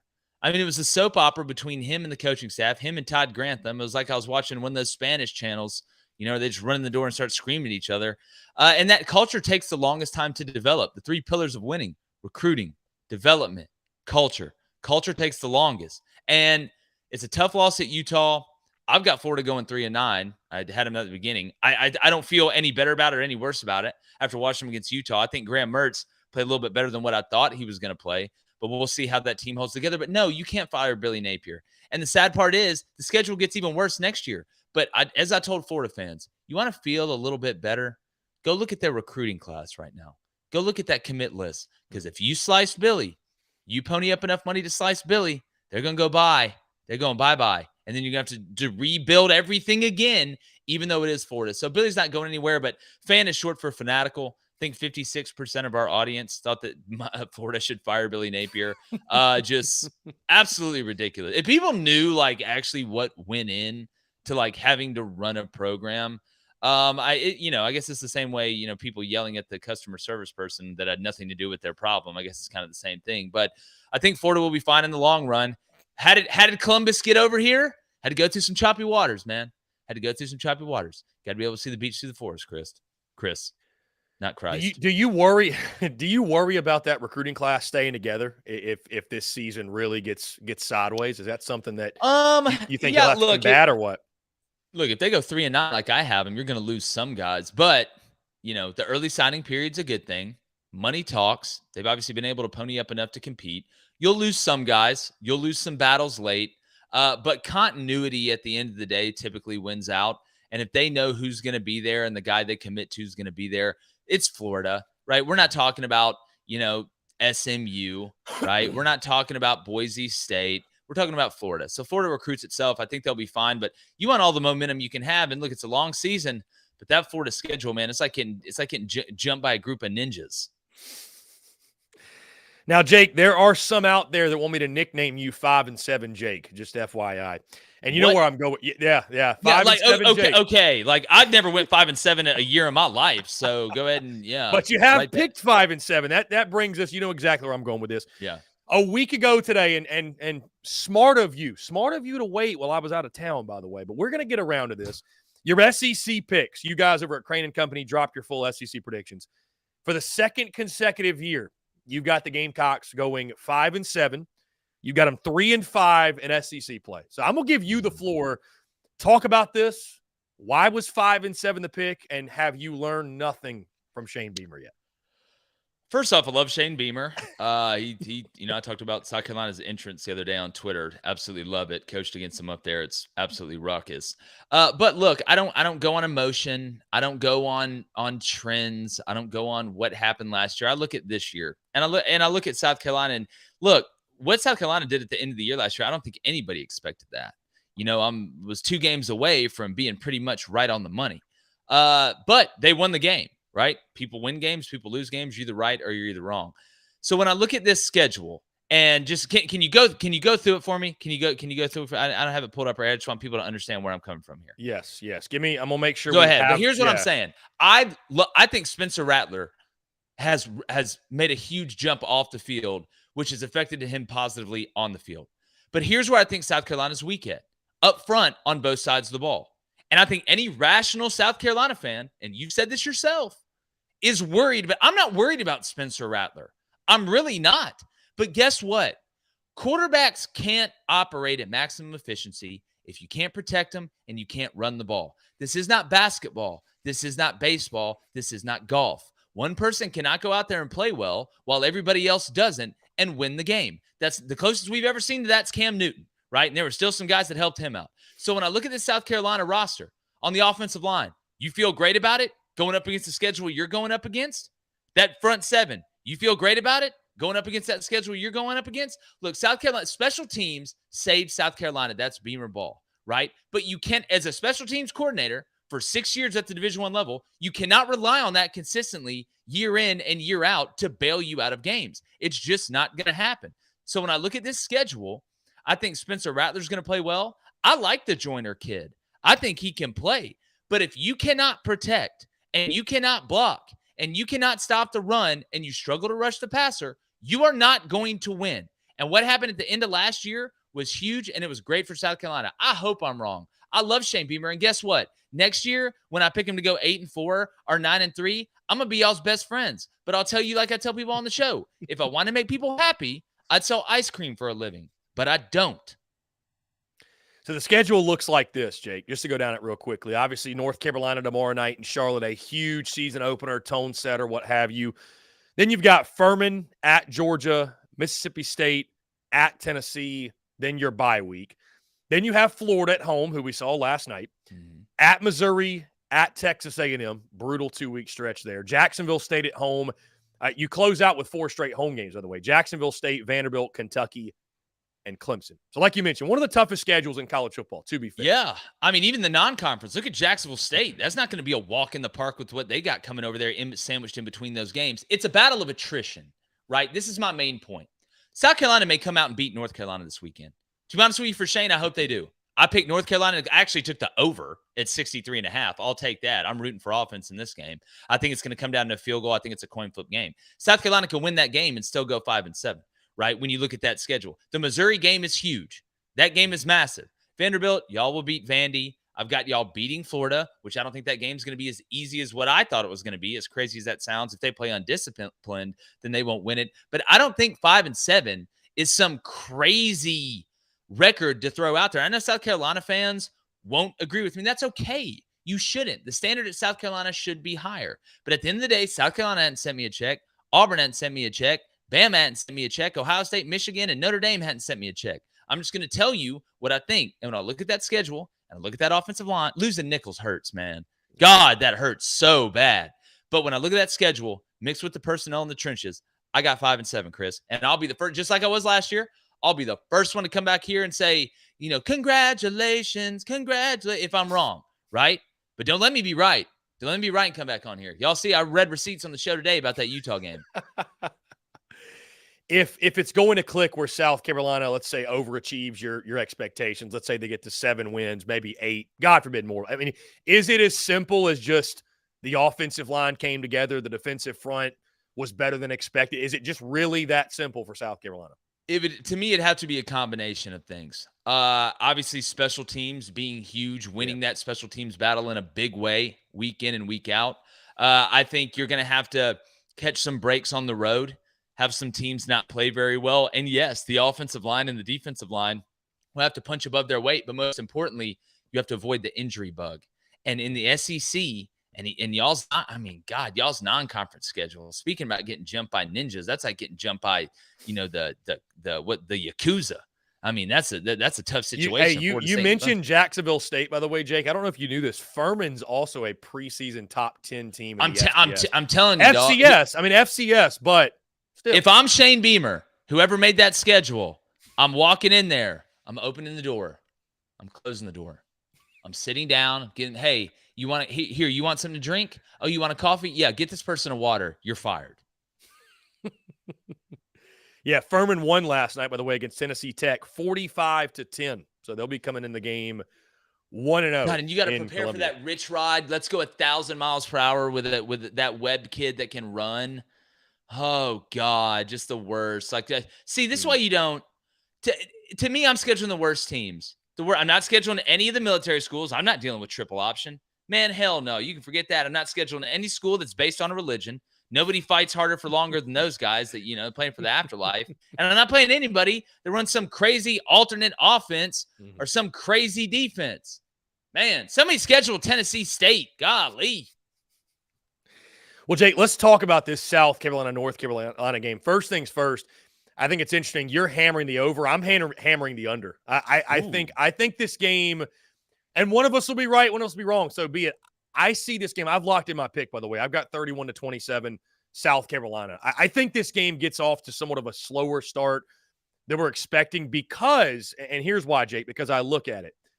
A pair of quarterbacks that ceilings are extremely high, but both can be very inconsistent. 2 brand new OCs, 2 shoddy offensive lines, 2 questionable running games. No Tez Walker for UNC. Juice Wells is playing for South Carolina, but he dealt with a foot injury in the offseason. Does it linger at all? I don't, Shane Beamer said he's good to go. But because of all those questions and College game day, 7:30 prime time, like the adrenaline's pumping, I could see it almost being a sloppy start and it being like 14-10 or even 17-14 at halftime. And if you're telling me, Jake, you're giving me, a 35-28 score hits the under, you're giving me 9 touchdowns. I'm taking it. What did you get? Wait, so what did you get that? What are you taking the under at? What did you get, 64? Well, I got it at 64, but I obviously would take 64.5 as well. So here's my line of thinking. And I don't think you're crazy. And also too, Jake, one more thing. I trust the South Carolina secondary to not just get gutted in this game. Like Drake May's going to get his, don't get me wrong. And they've got really nice tight ends. They've got they've got nice weapons offensively. Mm-hmm. But like, man, I'd just be really surprised if South Carolina secondary was just, you know what I mean? Like that would surprise me. Anyways, I'll let you go. This isn't a great game to bet spread wise. I think it's a total game. It's a total bet. And here's my two lines of thinking. In one way, I can see you being right. And then I have it at 38-35. That's what I have it. 38-35, 41-38, somewhere around there. The way I see it's like this. South Carolina, I think, has got to make a decision. The only way you can try and contain Drake May is you've got to let him be. If he's going to beat you, he's got to beat you in the pocket, throwing the ball. You cannot let him break. Him and Caleb Williams are the two best quarterbacks in the country on the scramble drill when the play breaks down. That's when Drake May really guts you, right? He can throw off platform. He can throw rolling right. He can watch all his highlights. How many of them are throwing from inside the pocket? Now, that doesn't mean he can't throw for 350 sitting inside the pocket. He really can. He really can. But if South Carolina makes a decision to say, hey, with the new clock rule, maybe the best way to stop Drake May is to keep him off the field. Maybe we run this play clock down a little bit. Maybe we try and run it a little bit more. Maybe we try and keep the ball in bounds and keep him on the sidelines and limit his possessions. What do exorcists and offensive coordinators want to do to other good offenses? They want to limit possessions. Just ask Russell Crowe. So I can see that in one vein of that happening. And I got told by a great sports bettor, guy I trust a lot, that when you have two great offenses playing against each other, take the under. When you have two great defenses playing against each other, take the over. And most of the time, he's right. But I think you got two offenses that are above average, that can be above average, especially if the offensive lines play well, playing against bad defenses. I don't think either one of these front sevens. North Carolina, I think's running game is going to be pretty. They got two pretty good backs. I would take North Carolina's offensive line over South Carolina's right now. But the way I feel, both these quarterbacks know this game is about them. It's about them, and it's about them throwing. I think Spencer's underrated as a runner. I really think he is. I would not be shocked to see Spencer Rattler have 2 rushing touchdowns in this game when the play breaks down. I do feel like there's going to be shots taken, right? I think they're going to try and push the ball down the field to open up that run game. You may in this game have 2 teams that pass to set up the run. And when that happens, you get a lot of incompletions, the passes stop. You get a lot of chunk plays. Now, the winner of this game, just like the one in the LSU-Florida State game, when you have 2 teams that are somewhat similar, I believe that it's who's going to score touchdowns in the red zone and who's going to kick field goals. But I do think that both these offenses are going to move the ball. I think they're going to take shots. That's why I like the over. I just think these quarterbacks are too good. Pass rush is going to be huge, and turnovers, and then special teams. Is South Carolina going to sneak a touchdown on special teams? We'll see. So you've locked in UNC as your pick, like you mentioned, 38-35, 41-38, what have you. Yeah. Key to the game. Like, do you see? I know quarterback play. We're all focused on Rattler and May, and I think it obviously has the potential to be the quarterback duel of the weekend, especially if these two guys are at their best. And I mean, would I love to see South Carolina's defense? Obviously, I'm everybody likes somebody. I'd love to see the Gamecocks pitch a shutout, but I'd also love to see a good old fashioned back and forth, just quarterback duel. It's like a pitcher's duel, man. Just seeing 2 guys go at it who are the best at their craft. Outside of the quarterbacks, though, Jake, because I feel like that's the low-hanging fruit. Is there a key in this game that you're looking for that you think in such a close game, coin flip game, obviously by your predictions and I think by most, what's going to be the difference maker in this? What does the winner of this game do to secure victory? They're able to run the ball consistently. They're able to convert on 3rd and short by running the ball. Everybody's going to be talking about the passing game, as you mentioned, and they should.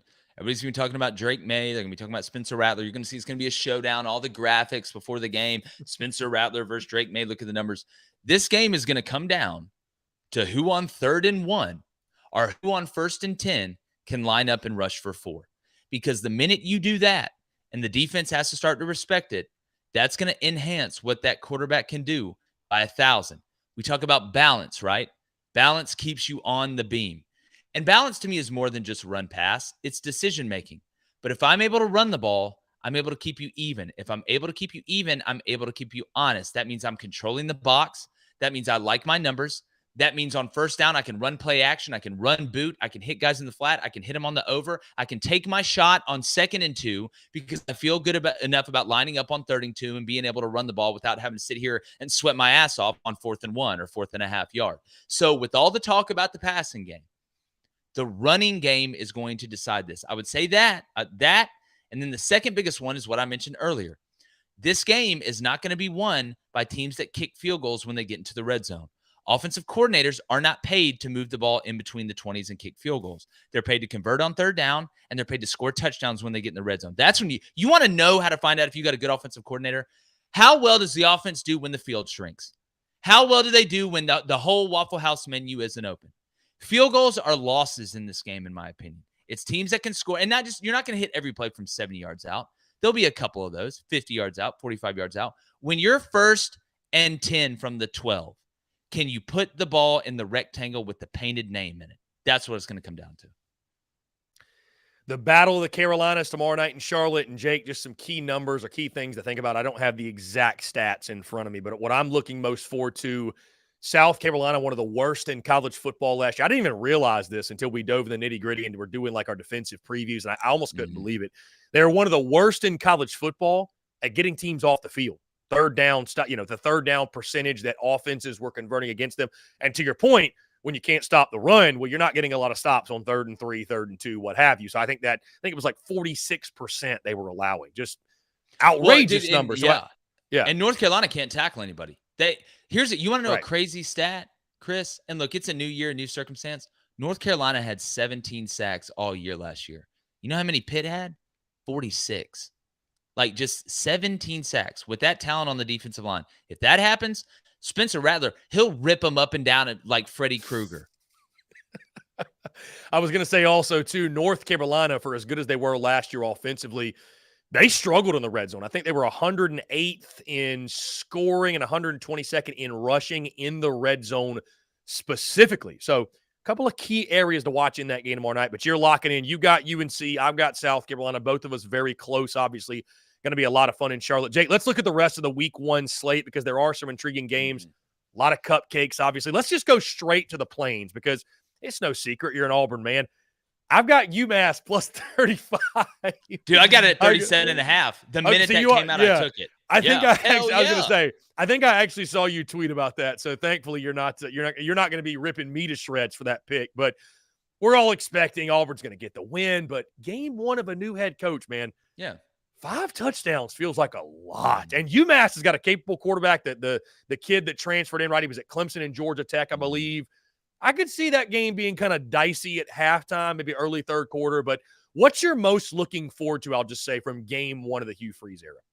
Well, I want to see the way the offense is kind of blended, right? You have that Hugh Freeze RPO system with Phil Montgomery, the old coach at Tulsa, coming over as the OCs from that Art Briles, wide splits, crazy combinations. I think Auburn's offense is going to look a little bit like Tennessee's schematically. The tempo, I'm interested to see it. Probably the main thing is, does Peyton Thorne run well enough to be able to operate that RPO offense efficiently where he's just a threat to run it, right? You don't have to be Michael Vick or Lamar Jackson running the ball to be effective. Is he effective enough to be able to pull it at any point, hold that backside defensive end that'll help out the offensive line and the running back, or get that nickel's eyes or that linebacker, that intermediate defender, slot corner's eyes manipulated to where slot receiver can get that extra step.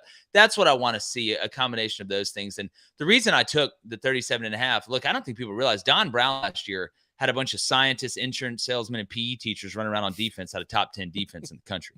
All right, this dude's been doing this since Gandalf helped Frodo get to Mordor. So 37.5 is a lot with a new team that's trying to develop chemistry. I like Auburn in this game, 38-17, somewhere around there, maybe 41-17. I like them covering the 37.5. But I'm interested to see, Jarquez Hunter isn't playing. The running back, the backup they got, the Jamari Austin kid from Texas is a really nice player. And I think UMass is going to try and sit on the ball. Their quarterback's a runner first. He threw it a little bit better than what I thought last week. But look, New Mexico State turned the ball over 3 times, and UMass turned it in to 17 points. That was the difference in that game. So I think they're going to try and sit on the ball with the new clock rules and try and limit possessions, and I think that'll make the cover easier. Jarquez Hunter, is he out, Jake, due to suspension, injury? What's the status of him? Well, suspension for video purposes. Right. Well, I knew the reason for the suspension if there was one, but yeah, okay. We'll leave it at that. Yeah. Best of the rest, I should say. Let's just jump straight to LSU, Florida State, and then we'll get in the rest because it's kind of cupcake weekend to a degree, but LSU, Florida State is the headliner of week 1. I've got the LSU Tigers. Jake, what are you most looking forward to? What's your pick? How do you see this game shaking out? And just How big of a game is this for both of these respective sides?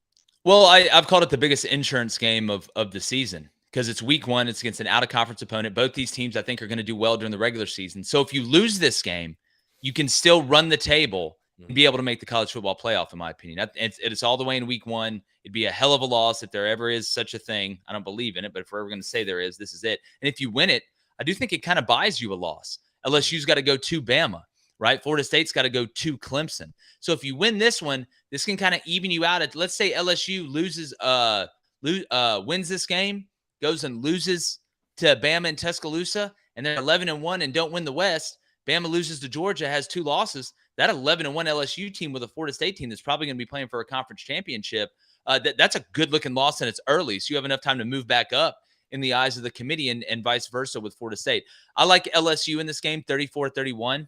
I tell you what, man, speaking of the red zone, I think the most valuable player for each team is going to be the tight end. I hate to bring up a sore subject in Jaheim Bell, but having him in the red zone, he's a monster. He can do so many different things, and that's the matchup nightmare for you as a DC. Mason Taylor for LSU. They're athletic enough to run by your linebackers, and they're big enough to bully your safety and jump and go get a rebound. And in the red zone, a lot of times, that's the matchup you're looking at. It's in the middle of the field. You spread everything out because it is a game of matchups, right? It's like Tinder. It's a game of matchups.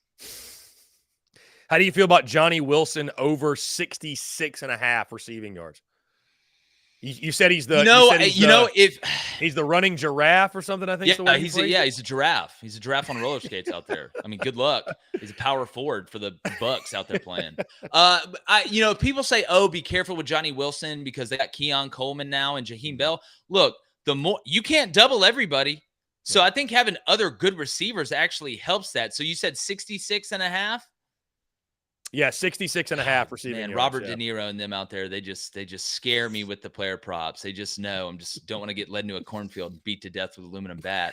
I like it. I would take it. I would feel better about taking it than not taking it because Johnny Wilson, he doesn't catch a lot of screens, right? When they throw him the ball, it's down the field. So he could have 2 receptions for 80 yards the way that they run him. And then Keon Coleman, they put him on the same side in trips, or they'll probably isolate him. A lot of people don't realize when you go 3-by-1 or trips open, the reason you're doing that is for the solo side, not the 3-man side, because you're trying to create that matchup.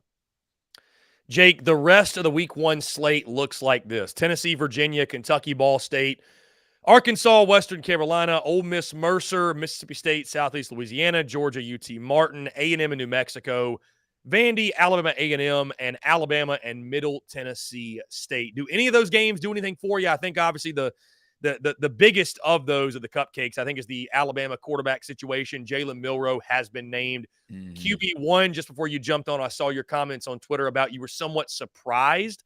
Yeah. But what you're most looking forward to from those other games? Because, again, I think they're all games that we're expecting every SEC team basically to handle with ease. But any storylines within those you're most looking forward to catching tomorrow and throughout the weekend? Yeah. Well, one of my best friends is the OC at New Mexico. So I'm hoping they have a good showing on offense. But speaking about that game, I want to see the Jimbo Fisher, the Bobby Fischer offense, searching for Bobby Fischer's offense, Connor Wegman. How does it look? They should be, I think they're going to be improved. I think A&M's going to have a decent year, which means 8-4. Insert joke here, but yeah, it's the Alabama game, right? I love the over at 51.5 there because they're going to play multiple quarterbacks. You had to start somebody, so they're trying to find out by week 2, hopefully when Texas comes in, who operates the offense the best. Well, you have to let the quarterback actually operate the offense and throw the ball, even if you're up 38-0 halfway through the third quarter. So I like the over in that game. I want to see how Milroe handles a bully ball pro style offense. I mean, Nick keeps saying going back to the old school Alabama mentality, line up, middle finger runs. I just don't see Jalen Milroe as a drop back pro style passer unless he's just made this humongous jump, which, I mean, he's athletic enough to figure it out. But when he missed last year, it was like Bull Durham miss. It was like major league early Ricky Vaughn miss. So I'm interested to see that. He's unbelievably athletic. Now, I think if you put Jalen Milroe in Auburn's system, then it's a totally different story. But, I mean, Buckner's got some experience, but most of that experience is throwing to Stephon Gilmore's little brother at Marshall. And then you have Ty Simpson, who hadn't played a game in college. So I find it interesting. I'm going to watch it. I'm going to try and watch all of them. YouTube TV has multi-view now, which is just the greatest. So just let me pick the channels, though. Just let me pick the channels. That's all I ask. Don't tell me what to stream on those 4 different grids. Yeah, I'm on YouTube TV also, Jake, and I was going to say, thankfully, neither you or I are on Spectrum because, my God. No. Dude, the amount of how are you watching the game text that I got was – and I'm like, it's on ESPN. Like, Dude. what do you mean? Come to find out, Spectrum just pulls the rug out from like no, like everybody. we're squatting up. Like they said they're having an emergency meeting today. Oh yeah, we're having an emergency meeting. Yeah. Me and the rest of the boys are pulling up there in pickup trucks with pitchforks and torches, and I need some answers. Where's Mussolini at? I need to see him. Final one, Jake. We got to talk about this one. Monday night, Clemson Duke. Just curious to get your thoughts.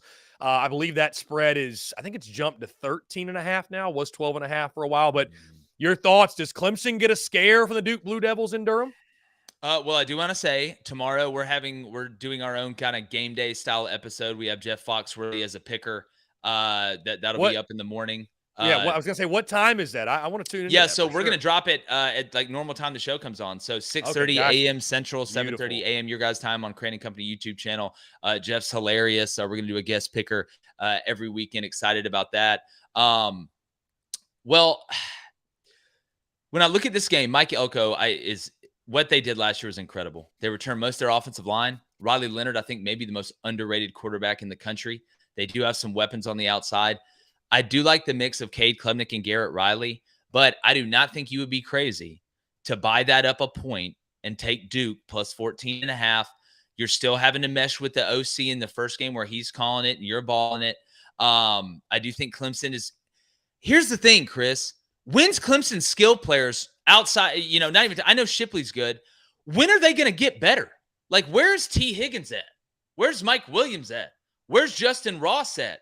I mean, when Will Shipley is your most dynamite skill position guy, I mean, listen, I'm all for Haru the Great White Ninja. Go out there and ball, cuz I'm rooting for you. Break the stereotype. But at the end of the day, Clemson's not going to be able to do what Clemson wants to do and compete for national championships when they don't have the cats that can turn 50-50 balls into 70-30 balls. Now, I think they'll be able to find a way against Duke to win that game, but it feels kind of like that NC State UConn game a little bit, right? Where UConn just hung around and lost by 10. So I don't think you'd be crazy to buy that up a point, take Duke plus 14.5. I don't know what the over-under is. I may stay away from that.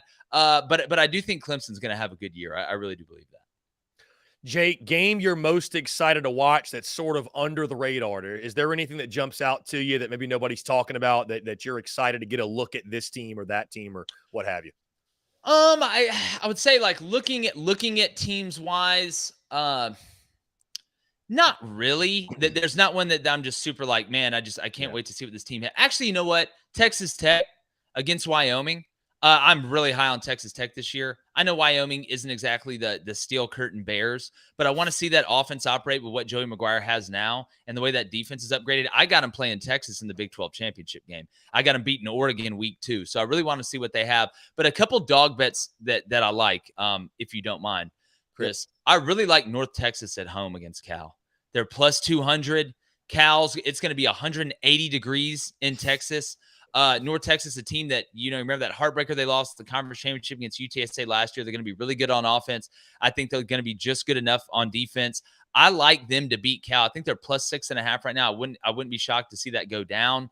But I would take North Texas on the money line. And also one that's a little bit close, to South Carolina. I like the Old Dominion Virginia Tech over as well. Old Dominion has Fordham's OC and their quarterback. They go warp speed. They average like 600 yards a game, something nuts last year. I don't think Virginia Tech's defense is going to be as good, and Old Dominion's defense is a Swiss cheese factory. Allie Jennings is going to go nuts. I think Grant Wells will have a big game, but I would say Texas Tech. And also, don't be afraid to pound Hawaii tonight, plus 135 at home, playing for a lot. I don't believe in Stanford. This isn't a debate on industry and the reconstruction period. So I feel good about Hawaii.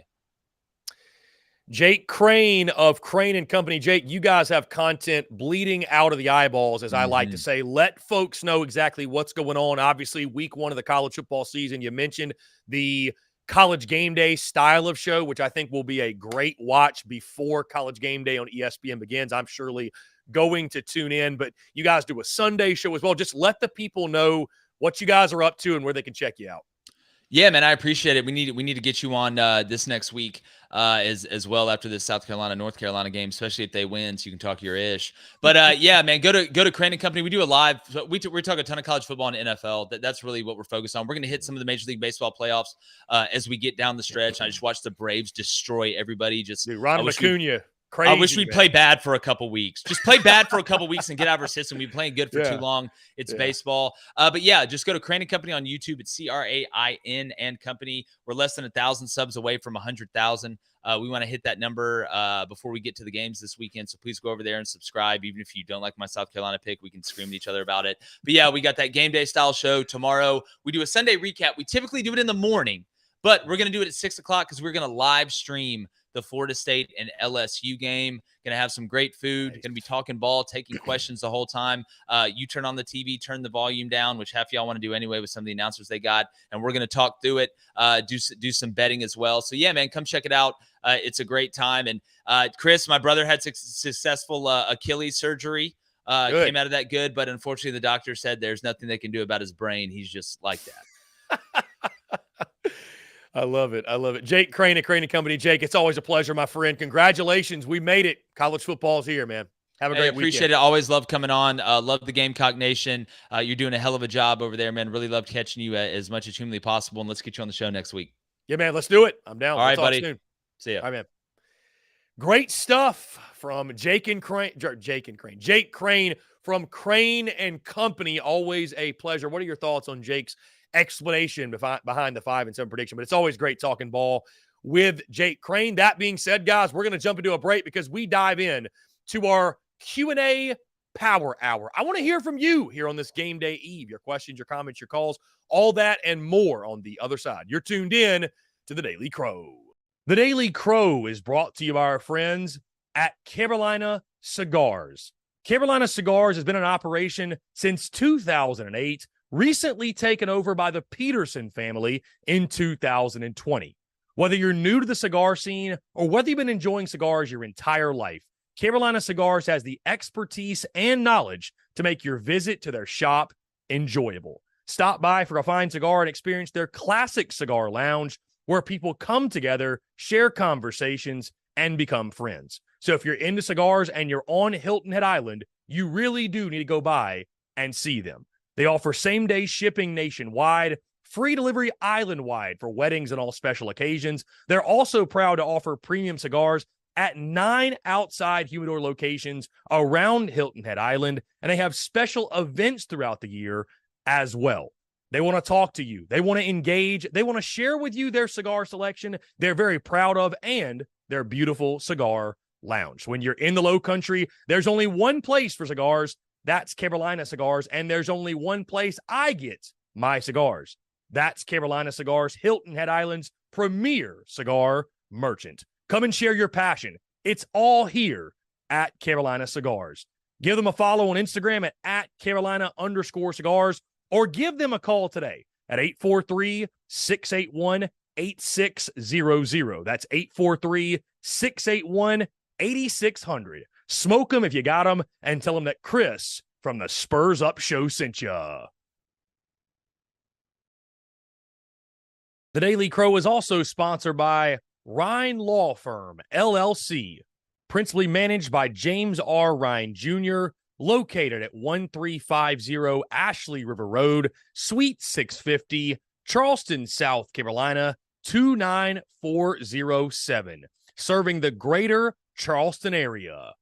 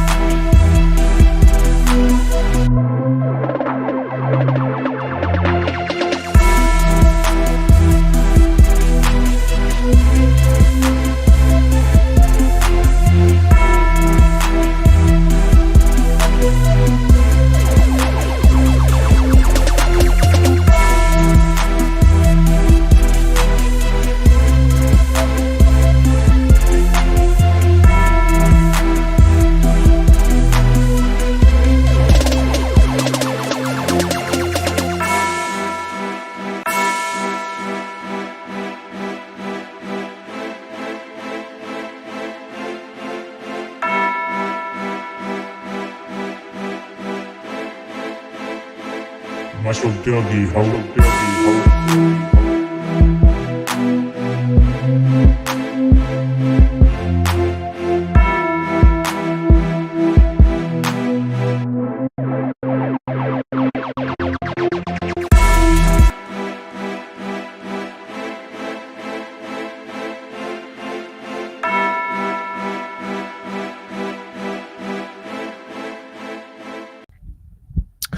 All right, guys, we're back here on this Friday, September the 1st, 2023, as we begin our Q&A Power Hour. I want to hear from you, taking your questions, your comments, your calls as well.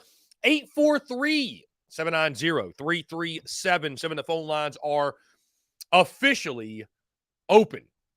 I want to say thank you to Jake Crain of Crain and Company for taking the time, and hopefully we'll be going on his show next week, making an appearance. It sounds like that may be a thing. Also, I'm excited to check out Jake Crain's Crain and Company's pregame show tomorrow morning. Do not forget, we got a postgame show upcoming after South Carolina's game against North Carolina. The postgame call-in show will happen after every single South Carolina game. Be sure to check it out right here on YouTube. It'll air within 10 minutes of the end of the game against the Tar Heels. Looking forward to it. Going to be a lot of fun, guys. It's going to be electric for sure. Either way, we have entered our Q&A Power Hour. Let's get into some of your questions. I'd also, guys, love to hear your predictions. How do you think the game is going to go tomorrow in Charlotte?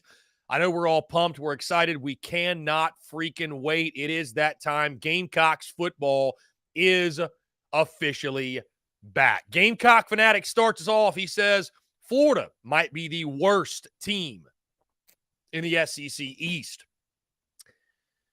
You know, maybe. Maybe. Are they worse than Vandy? Maybe so. I don't know.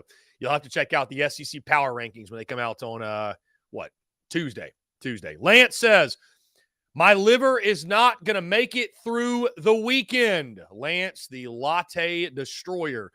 My guy Tucker Hamilton earlier, Charlotte bound. The Rippers are en route to Charlotte. My guy Eric Reese in the building. Y'all say what's up to Eric Reese and shout him out, man. Without Eric Reese, we would not have the great graphics you see on social media. Lance Player, I'll be in the building tomorrow crushing lattes. Robbie Davis, TGIF, go Gamecocks, Beamer ball to the moon. Indeed, Robbie, appreciate you tuning in, my guy. Thank you so much. We got a text here on the text line. Let's see. It says, won't be able to call into the show or watch it live on Friday. I'm having a medical procedure done. I like to say Monday score will be 31-17 South Carolina. Okay, awesome. Thank you for the score prediction. Let's jump to the phone lines here. Call from Bree. Bree, what's going on? How are you? What's up, Chris? Hey, how are you? I am doing well. I heard I was going to say, I now know football is back when Bree is on the phone line. Feels good to hear from you. So I heard you stating that last year third downs were killing us, and it actually goes right in line. And I made a comment in the comment section when you said that. It goes right in line with what I had said last year, that the defensive scheme was killing us. Everybody makes a big deal about the rushing yards we gave up, but it wasn't like straight runs most of the time. I'm not saying we never gave up rushing yards on straight runs. Most of our rushing yards, where our big weaknesses was read options, and QB scrambles killed us on third down. I mean, QB scrambles killed us on third down. And for me, it still comes back down to Clayton White's scheme. And he changed that up a lot last year going into Tennessee. I think that was a huge difference for us against Tennessee and Clemson. I've heard a lot being made about, we got better linebacker core this year. We're going to be able to stop the run because they're going to be better athletes and all this stuff. For me, it's still going to come down to schemes. If Clayton White constantly man presses every down, which is basically what he does, either man press or man blitz. It was just like there was not a lot of mixing in zones. There was not a lot of using spies. And when you have these mobile quarterbacks and stuff, you got to put in spies sometimes. I've exhausted my lungs on that all last year. And, from Zach Pickens' mother's mouth. Mhm. I spoke to her. Zach watched my breakdowns last year, and between the Florida and the Tennessee game, he was mentioning it in the press conferences, and she told me, she's like, he's watching your breakdowns, and now all of a sudden they're talking about spies. And there was a change in schemes between Florida and Tennessee. And I think that made a huge difference. So as long as Clayton White has finally identified that he's not playing in Western Kentucky, he's not coaching in Western Kentucky. These are SEC teams. These are, even the ACC teams. I mean, these are higher level athletes than he's been coaching against. If he has finally identified that he has got to be more multiple with his defense, a little bit more disguising his defenses, which he did great against Tennessee and Clemson, then I think we'll have a lot better success this year defending the run, stopping those third downs, and stopping guys like Drake May. I think that's going to be the huge difference as far as our defense. Offense, I don't know. I'm not going to get into offense and whatnot. I think that the offensive line last year, you heard me talk about, I didn't think that the offensive line was as to blame as what we were giving them. So is the offensive line going to be improved or not improved this year? Is that going to be the big difference? I still think that's going to come down a lot to schemes. And, obviously we don't have Satterfield this year. You guys are ready to get to the Satterfield? He's gone. Is that going to be the key, as to – because, I hear Jay Crain, right? He's like, well, the line's weak. And I didn't have time to message at that exact moment. I was getting ready to leave, and I got to get out of here, actually, so I only have just a moment. But, I was going to say, well, ask Jake Crain if there's a way to coach, around your offensive line issues. You know what I mean? Because that's the thing. If you know that your offensive line is weak, there are ways to coach around that. There are schemes that you can do to make up for that. Is it going to beat Georgia? No. Is it going to beat, the elites if you don't have the personnel? No. But can you scheme around Florida, Missouri, UNC, Texas A&M if they don't have their shit together like they didn't have it last year, right? Can we scheme around those and find ways to use our stuff? Yes.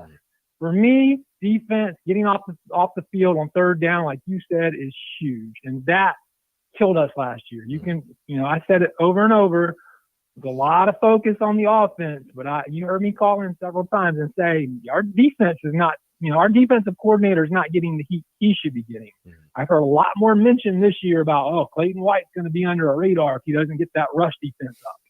So I think that's the key for us this whole season.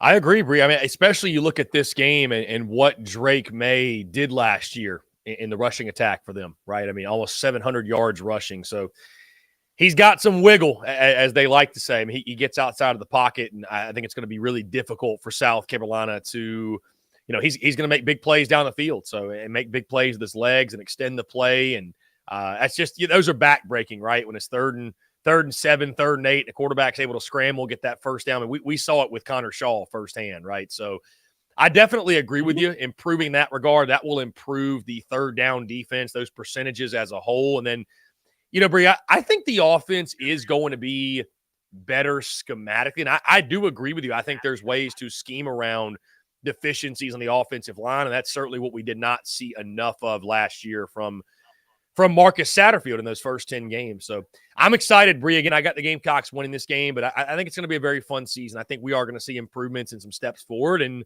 not going to be perfect at times for sure, but I think there will be progression in year 3 at Beamer, no doubt.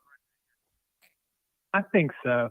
I do, and I will go back as far as the offensive line. A lot of things we saw last year, and when I broke film down and stuff, as I had told y'all, there was a lot of times we were blaming offensive line, and the tight ends were missing blocks. And a big, huge improvement for us going into that last half of the year was the inclusion of Nate Atkins. He was a blocking machine, So I'm not saying the O-line good, bad, or other. Are they improved? Are they better than last year? Are they worse than last year? But there are other factors in that blocking scheme last year as well, past that. We know good and well Jaheim Bell stated, I don't block. Well, we saw that. Jaheim Bell didn't block. You're right. He didn't block, So there's there are other factors to consider in the blocking. I think our tight ends this year, Trey Knox, he's talked about how he likes blocking. Mm-hmm. He's like, I figured out I was good at blocking. They asked me to move the tight end, and he was doing an interview, and he's like, at first I didn't know, but he was like, then I was like, well, I do good blocking as a receiver. There's no reason I can't block as a tight end. And he seemed to enjoy that role. So I think we have more, I think the tight end room is going to do better right off the get-go this year. And I think that's going to make a big difference in the blocking. So we'll see. I mean, hell, I could be completely wrong on that, but I think we're going to improve. So, but hey, I've got to go, Chris. Good to hear from you. I probably, like I told you, I won't be as active this year. I've got a lot going on, kind of getting into politics a lot. So that's my main thing right now. So I don't know that I'll have time to participate as much as I did last year, but I certainly will not miss the games, and I'll probably try to call in maybe once a week or so. But good luck to the Gamecocks. Everybody have fun and be safe this weekend. Talk to you guys later. Bree, appreciate you. Thanks so much for the call. Always a pleasure to hear from you. Peace out. Hey, great stuff. Great stuff from Bree talking Gamecocks and Tar Heels. And I'll say this, too, about the line of scrimmage thing. I mean, that's what I said, guys, about my prediction is I don't think UNC has the bodies in the trenches to give South Carolina the types of fits they will inevitably have against some of the better teams in the SEC. But for this game specifically, I don't think UNC has the bodies up front to wreak havoc. South Carolina may have question marks on the offensive line, the defensive line, running the ball, stopping the run, what have you. We've been talking about that all offseason, but I just don't know UNC's got the bodies to expose that. Here we go. Let's jump to the lines. Brandon, what's up, man? How are you? Doing good, man. How's it going? I'm doing fantastic, man. I appreciate you asking. What's going on? Yeah, I wanted to talk about the wide receiver group. And Landon Sampson seems like he's not in the six-man rotation, a former four-star receiver. He played in the Under Armour All-American game. What do you think about, is that a testament to how good our receivers are going to be this year that he didn't make the six-man rotation on the depth chart? Yeah, it's somewhat surprising when you think about, the hype and the hoopla that he had coming in. I thought by now he'd be a guy factoring in a little bit more than he is, and at least in the depth chart. And, you never know. We might get to game day tomorrow night, and he makes an impact of some sort or what have you. But, yeah, I mean, I think it's a testament to the talent in the room, and its potential and its talent. We haven't seen it played on the field yet, but I think there's definitely talent in that room. So, without giving you like a coach speak answer of, hey, they're all working hard and they're all going to play, guys battle for jobs. And I think, my friend, they just get beat out. And so Landon Sampson, it might be a situation where he just got beat out and he's just not in the top six. I mean, I think only time will tell if we know what Juice Wells is. We've seen flashes of Xavier Legette. If Amarian Brown and Eddie Lewis and Omega Blake, if they go out there and they ball out this year, then I think we'll be able to confidently say that it's, wow, I mean, it's just our top six guys are studs. It's just hard to get on the field. And if not, there may be a different school of thinking where it's like, well, maybe Landon Sampson's just not quite there. I mean, I don't know. So, you hope to see him get involved, but it's I think there is a lot of talent in that room that's making it very difficult. Yeah, Omega Blake stepped up. It seems like it's going to be a good group. Yeah. But, man, I appreciate you. I love watching your show. Thanks for answering my question. Brandon, I appreciate the call, man. Anytime. Thank you so much. No problem, man. Yeah, take care. Great stuff from Brandon. Yeah, Austin Gregory says, that kickoff is near. Game day is approaching when the phones are ringing off the hook. And I love it. I love it, guys. That's exactly how we'll be in the post-game tomorrow night. Post-game call. It's crazy to say tomorrow night. Like, we made it. Like, it's here, man. It's here. We made it to kickoff. Finally, we made it. It's, I think I probably said this last year too, but I think before I was doing content in TSUS, it was almost like you spent so much time in the off season counting down that it's like when kickoff got here, you were like, oh damn, like, am I really ready for kickoff?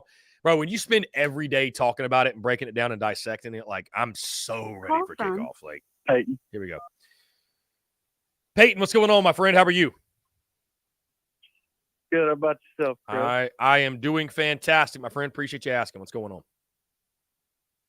So I have a request of you right quick. May I play the fight song? You may may I play the fight song? you may play the fight song, my friend. Go right ahead.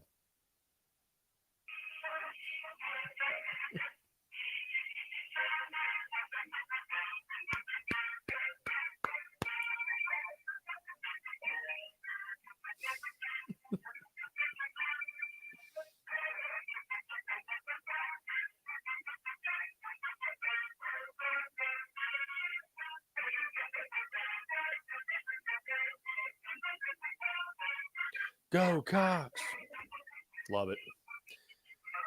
Game day is here, my friend. Game day is here. Game day is here. We finally made it. Indeed. Indeed. Oh, man. I'm so excited. So damn excited, Chris. I can't wait for it, man. So I see you locked in your prediction. Do you mind if I give you mine? Yeah, go ahead, please. Fire away. So your final is 31-27. I have 31-24 for the Gamecocks. Fair enough. So you're kind of like me then, a little bit lower scoring than what than some others out there. Definitely. I think the under is it 63.5? 64.5 now. 64.5. 64. Goodness gracious. Do they think? I mean, the people in Vegas realize that Dowell Loggins has never called a play at the collegiate level before? Do they know who he is? Do they know what he's done? But yeah, I think it's going to be pretty accurate to how you described it. I think it might be like a late defensive stop. Carolina might be driving, or North Carolina might be driving, and I think either Marcellus Style or Nick Even Warrior, somebody like that, is gonna come up with a huge play. I think that's actually kind of probable, just considering that that's the strong suit of our defense. And I think with UNC having question marks at the receiver position, same as in all fairness, same as we do, but I think our corners will be able to really show that expose the question marks, I guess you'd say. But I expect Rattler to have, I think, 2 passing touchdowns, 1 interception, granted. And I think Drake May will probably have something like close to 300 yards passing, 2 touchdowns. And I think his interception is going to be the costly one. I think Spitzer's going to get his out of the way in the first half. Drake May is going to make his down the stretch, I feel like, and cost him. I love it. That's kind of where I am as well. I think it's a late Drake May pick late to seal it. I was just thinking in my head, Peyton, fair or unfairly, I'm sure folks will react rationally to an early Spencer Rattler interception. The emotions on game day, man. People just it runs wild. But yeah, but I'm like you, man. I think South Carolina will find a way to get the job done. I think the offense will be able to have some success against a very, very suspect North Carolina defense. And I keep hearing that these are a pair of bad defenses. Listen, South Carolina was bad stopping the run, but they've been pretty good against the pass the last 2 years. So let's make sure, right? Let's make sure that, like, when we're talking about South Carolina's defense, I'm not saying they got an elite defense. That's not what I'm saying at all. But, like, if they're able to slow down the running game, and UNC's got question marks on the O-line, and, they've got some capable backs for sure, but, like, they've got question marks in their running game. If South Carolina can slow that down, it's like I mentioned before. If you're telling me I got to pick between Drake May and South Carolina secondary in, like, obvious passing situations, I like my chances with the Gamecocks defensive backs. I really do. Yeah. I mean, you got a pair of freshman All-American safeties back there. And you have, I mean, I guess you could put air quotes around proven pair of corners with Marcellus Style and Fortune. Just because what are they, sophomores? Or are they pairs? Dial is an older player for sure. I think he's like a redshirt junior or something like that. I think it's Fortune like a Fortune's I don't know if last year he was a freshman or not. I'd have to look. I think he's a second or third year guy. But But they're just inexperienced in the sense that, I mean, especially O'Donnell Fortune. I mean, he played last year, but it's not like he played a ton, right? Didn't play a ton. So, right.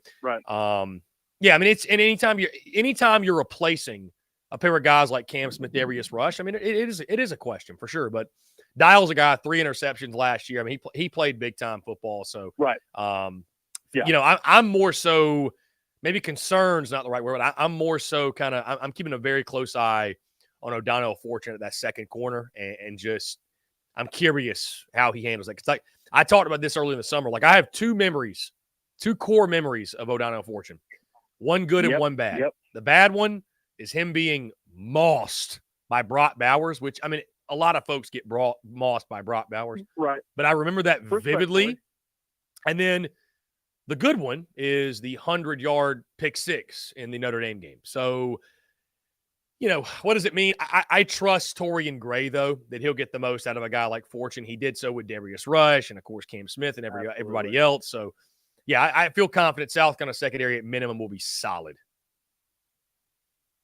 Yeah, for sure. But, it's with questions on the defensive line, I think the words coming out of fall camp about our linebacking core being fast, I think that's going to serve as a positive for us because, we talked about it a little bit ago. You and I did about how speed at the linebacker position makes for open spaces closing very quickly. And that also makes for very confusing blitz packages. So you don't necessarily need to show when you're blitzing if you can really cover that distance, as described for Clayton White. Mm-hmm. But I think Strawn. I think this is his game to really prove himself on a big stage like this. I think this is kind of tailor made for him to kind of take over, especially with him being he was out all last year, right? Yes, Strawn got hurt in that second week, the Arkansas game, and he was done after that. Yep.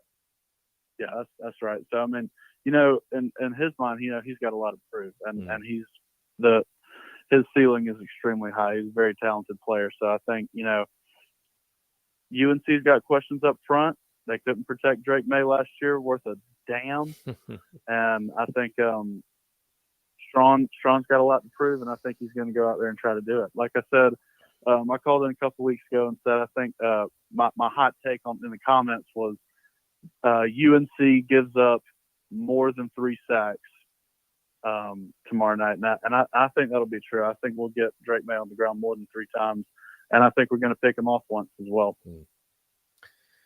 I love it, Peyton. You're locked in. I'm locked in. We got the Gamecocks winning the ball game, which is the most important thing. I appreciate you calling in, man. My friend, congratulations. We finally made it. And yes, sir. Cannot wait. Counting down the seconds until Toe finally meets Leather in Charlotte. Absolutely, man. Well, you take care. I will win, lose, or draw. You'll hear from me in the post-game call-in.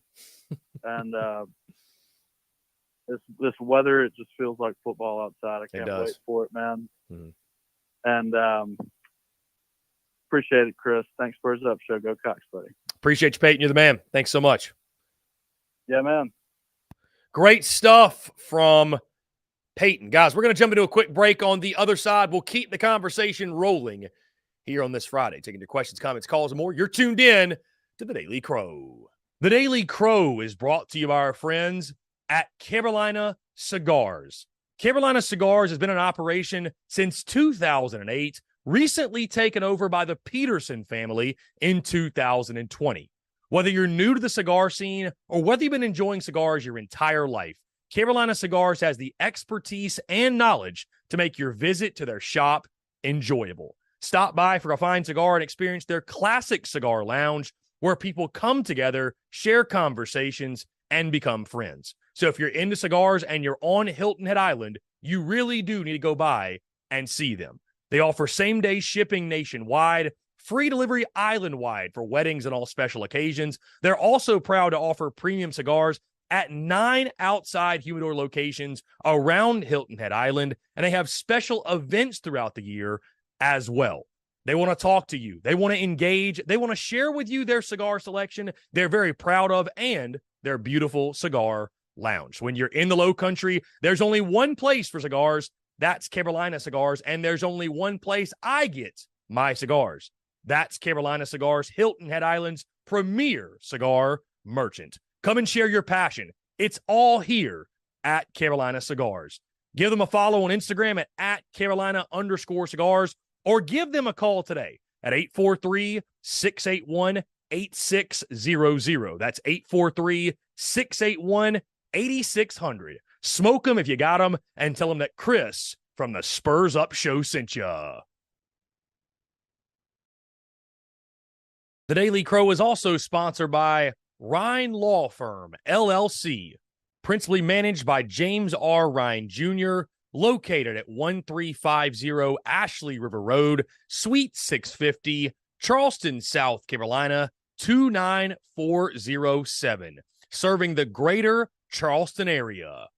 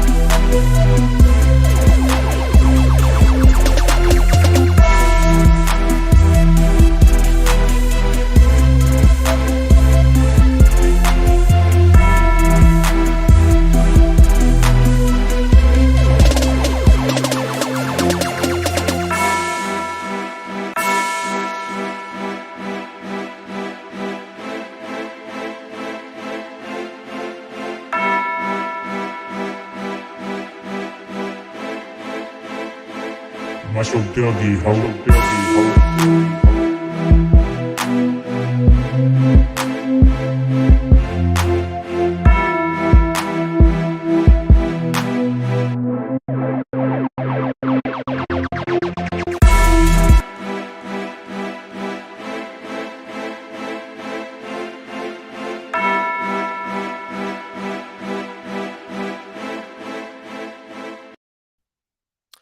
All right, guys, we're back here on this Friday, September the 1st, 2023.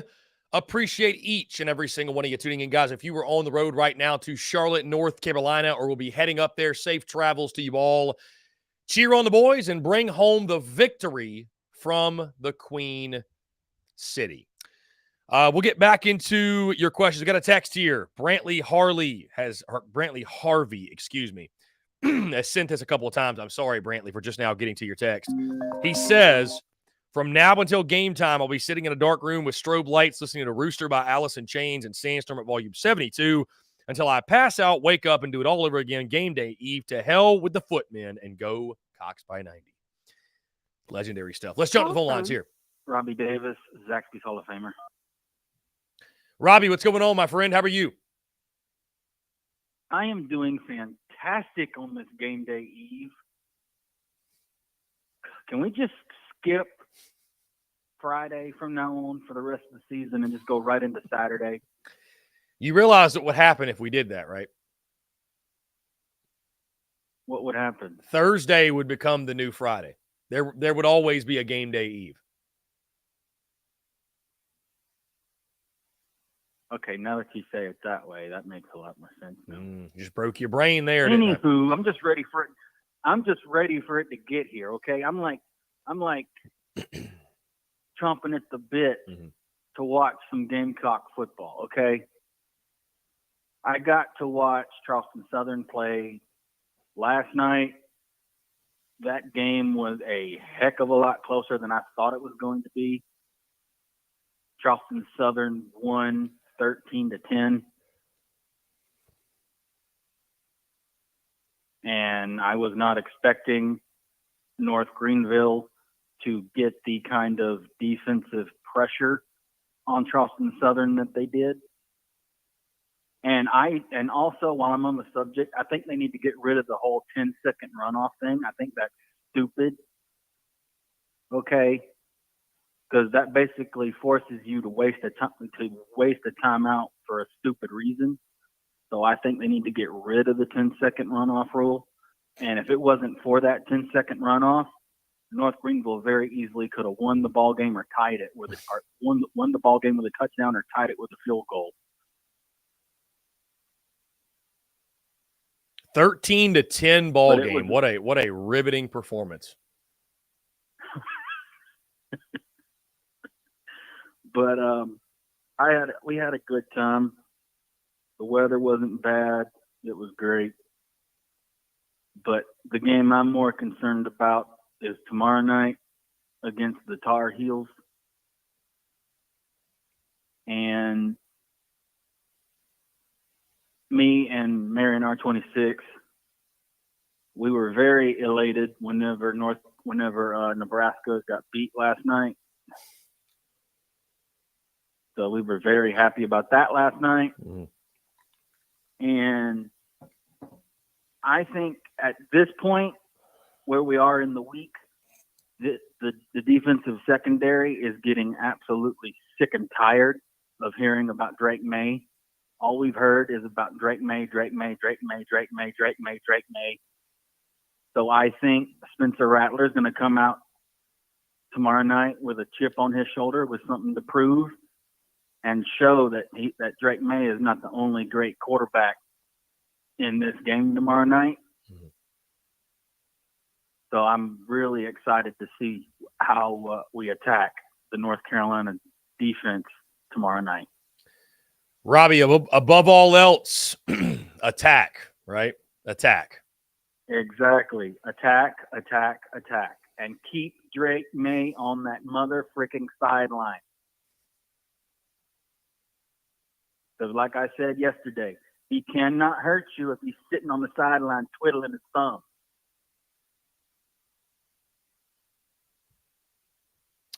That's a fact. Yeah, I would expect South Carolina to do everything they can to sustain drives and, keep Drake May off the field for sure. I wouldn't be surprised if we went for it on 4th and 1 at some point. I would not be surprised Would one not, bit. 4th and 1. I would not be surprised either, Robbie. So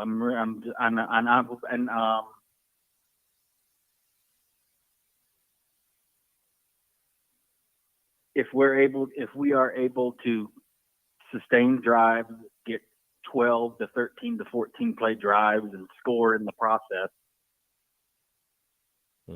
that could very easily help us win the ball game. I still think it's going to be 35-28 South Carolina. And I'm really excited to see how the defensive line does and how Robinson see how he's gotten them ready for this game. And I'm excited to see how he figured out to put pressure on Drake May. Yeah, the way this defense, the way they attack Drake May is certainly one of the biggest storylines, and one of the things I'm watching most closely is just what do they do in an effort to contain him. You got to get him uncomfortable. Bottom line, it all with both these teams, it all starts and stops with their quarterback. I mean, I think that neither team has a chance to win without good quarterback play, and I mean that just goes without saying, right? Because neither one of these football teams are juggernauts when it comes to running the football. So it's going to be a lot of fun, man. And it really might just come down to which quarterback makes fewer mistakes. But, I think there's a lot you can do as a defense to force those mistakes and get them in situations where they are uncomfortable. And I would expect South Carolina to do that with Clayton White and, like you mentioned, Travian Robertson on the defensive front. And very curious, again, to just see what they do, because Drake May's a player where if you let him get outside the pocket, if you let him use his legs, it's going to be very, very difficult to stop him. So, I know there's some folks out there think he's overrated. I think he's a dude. I think he's a real legitimate dude. But it's going to be a great test for South Carolina right out of the gate. And I have a message for Gamecock Nation, okay? If we lose, okay, I'm not saying we are, so don't misunderstand me. But if we lose, the sky is not falling, okay? This is not a conference game. North Carolina is in the All Cupcakes conference, okay? So if we lose, it's not that big of a deal, okay? So if we lose, don't freaking throw stones at Beamer, okay? Somebody has to win and somebody has to lose, all right? But we're all hoping that it's South Carolina on the winning end and North Carolina gets what's coming to them for all the BS that we've been hearing all off season about Drake May and all this other crap. So I definitely think Beamer will have the boys raring and ready to go to hit somebody with baby blue on their helmet. Mm-hmm. I have no doubt about that.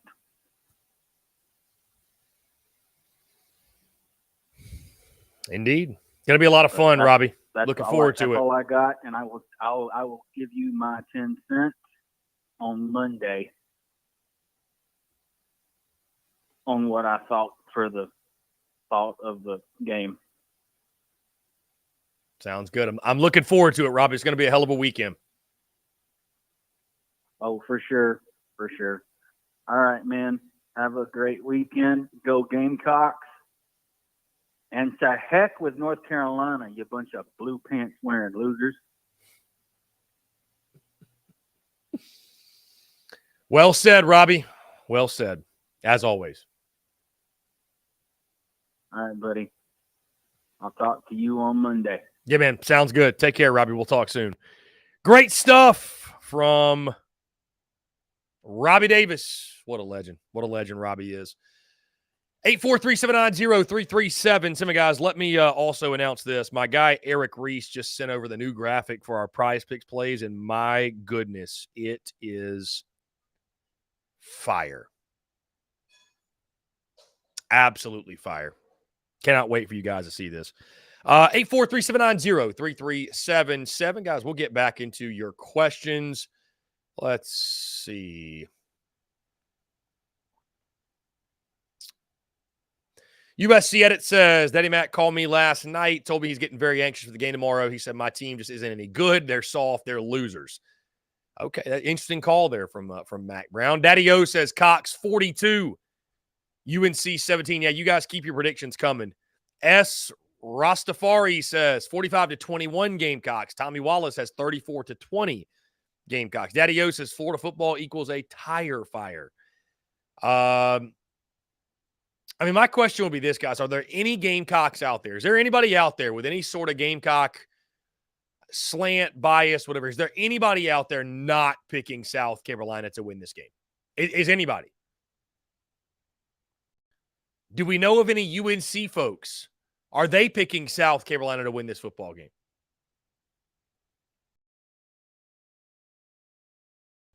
I'm just curious. Let's jump to the phone lines here. Call from Hunter. Hunter, what's going on, my friend? How are you? I'm good, man. What about you? I'm doing fantastic, my guy. I appreciate you asking. What's going on? So I have a question. I know, I guess like the games are going to be kind of weird with the whole broadcasting. I was just watching the DC Live. Apparently they said that I guess we're probably either going to be on ABC, only on ABC. So I'm not sure if like there's any other way we can watch the games more. Well, my guy, we will be streaming it in the Big Cock Club Discord. So if you don't have Spectrum, if you're getting screwed by them, that goes to you and everybody else. We're going to be watching college football in the Discord all season long, and I don't exactly know what the Spectrum bill is or whatever bill is, but it's $6.99 a month, $6.99 a month to join the Big Cock Club and be in the Discord. And if you join that, you get to hang in the Discord and watch the games. And like I said, we'll be in the hangout watching the games every single weekend. So just throwing that out there. But yeah, if it's not the Discord, then yeah, I don't know. The game is on ABC though. Yes, you are correct. It is on ABC. I don't believe it's anywhere else. I mean, you never know. WatchESPN.com. I do have YouTube TV, so I'm not sure if it's going to be on that. I would assume that yes, YouTube TV will have the game. I will. Yeah, I'm pretty positive they will. Yeah. What's your Discord called? Yeah, so it's patreon.com/Big Cock Club. If you click the link in our bio as well on social media, you can it'll be like the second link down. It'll say Big Cock Club. So you join that and you get access to the Discord. So okay. I definitely appreciate it. I'll check it out tomorrow. I appreciate you, man. Hey, you're the man. I appreciate you, Hunter. No problem, man. Thanks, brother. Take care. Great stuff from Hunter Kelly. Really good stuff. Yeah, again, that goes for everybody. If you don't want to pay for Spectrum or deal with it or what have you, you can join the Big Cock Club today, and we'll stream all of the games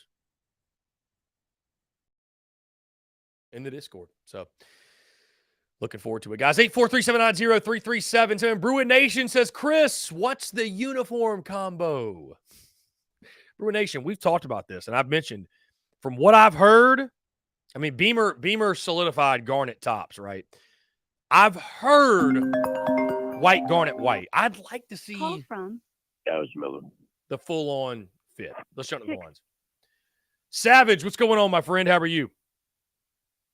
Been doing good, man. It's been a while. It's been a while, man. Yeah, it's been a while. How you doing?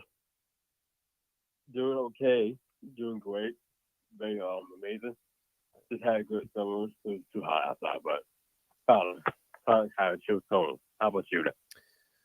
My summer has been incredible. I'm glad that excuse me, the off season is over and everything's been going well, man. Everything's been going well. I appreciate you asking. Yes. Yes. Actually, we okay. I know it's been like a week now since the college baseball series game. I didn't watch it, but I missed it. So I know the season's over, but I'm just waiting for the football season to be here. Indeed. I'm ready as well. It's going to be a lot of fun tomorrow night, man. I'm looking forward to it. And like I said, I think South Carolina will take care of business. Let's keep it moving. We'll jump to another call Southern here. State Roofing. To accept, press Southern 1. State To Roofing. send a voicemail, press 2. Let's see what this is. What's going on? You're on the air. What's going on, Chris? Hey, man, I had a quick question for you. Talking season ends today. Obviously, we got some football tomorrow. So what were some of your highlights of the offseason this year, man? What was that one moment that you just look back on? You think you'll remember it for a while. For me, it was definitely the Harbor commitment, but I just wanted to hear what you had, man. Highlights of the offseason. That's a great question. And I'm assuming we're talking after baseball because I'd say the winning the regional was a lot of fun, but that's baseball season. That's not the off season.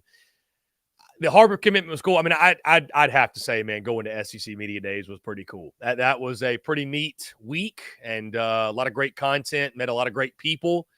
And that was an experience that I'll never forget. And I look forward to doing again very soon. So for me personally, SEC Media Days from the Gamecock perspective, yeah, I mean, it's really hard to top the Dylan Stewart commitment. That was big time as well, kind of coming out of nowhere. And we were kind of anxious for some sort of good news in recruiting. And so that Dylan Stewart commitment was big time and put South Carolina in a great position in this upcoming recruiting class.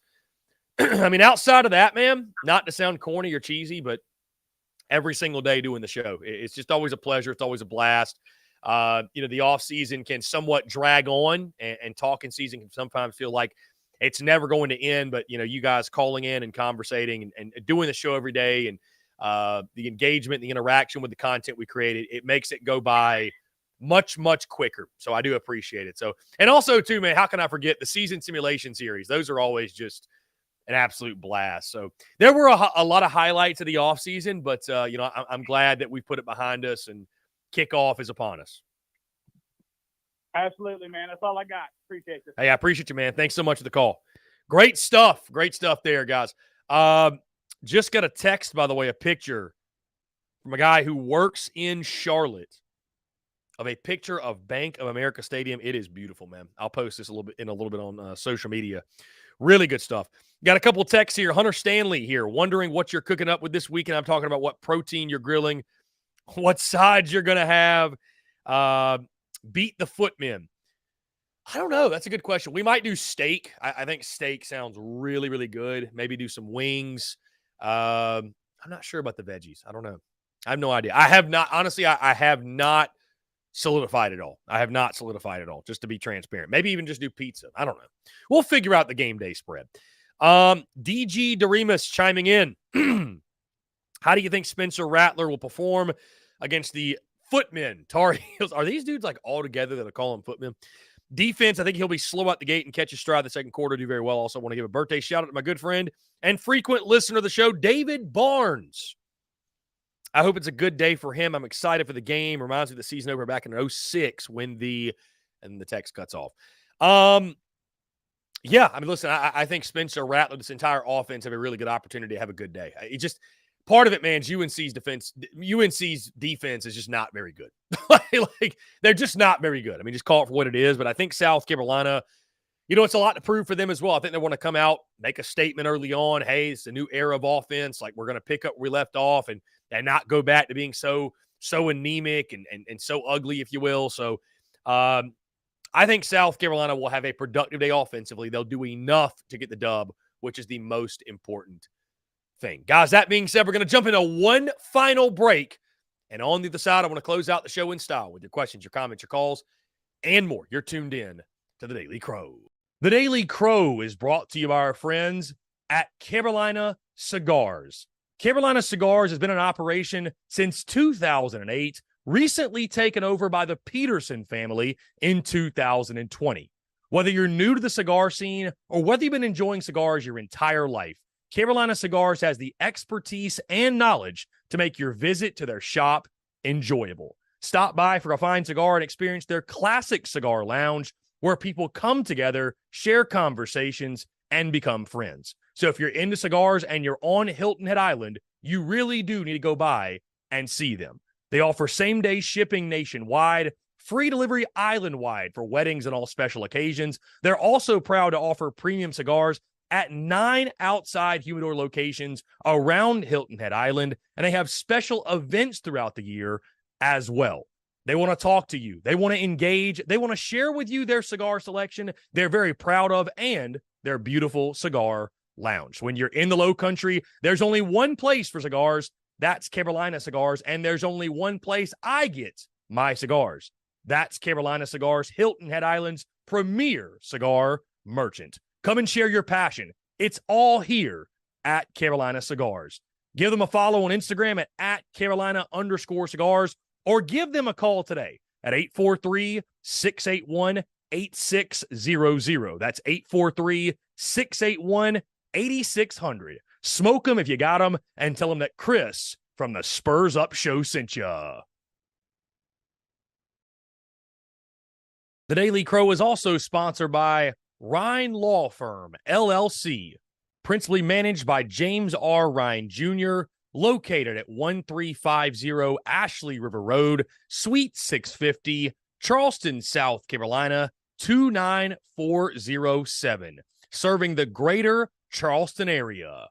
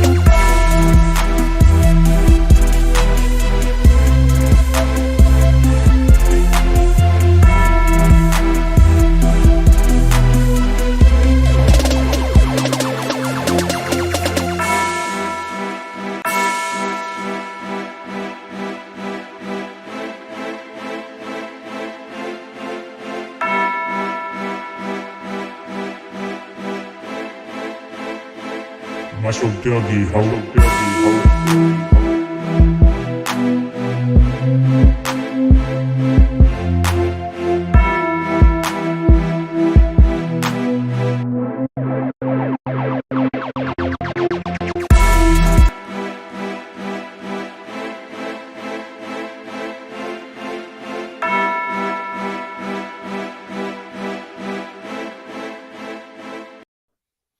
All right, guys, we're back. Final 10 minutes or so in the Daily Crow, taking your questions, comments, calls. 843-790-3377 as we close out the week and prepare for kickoff. Tomorrow night, Gamecocks and Tar Heels, the 2023 season finally gets underway. Bruin Nation says this, 38-21 Gamecocks.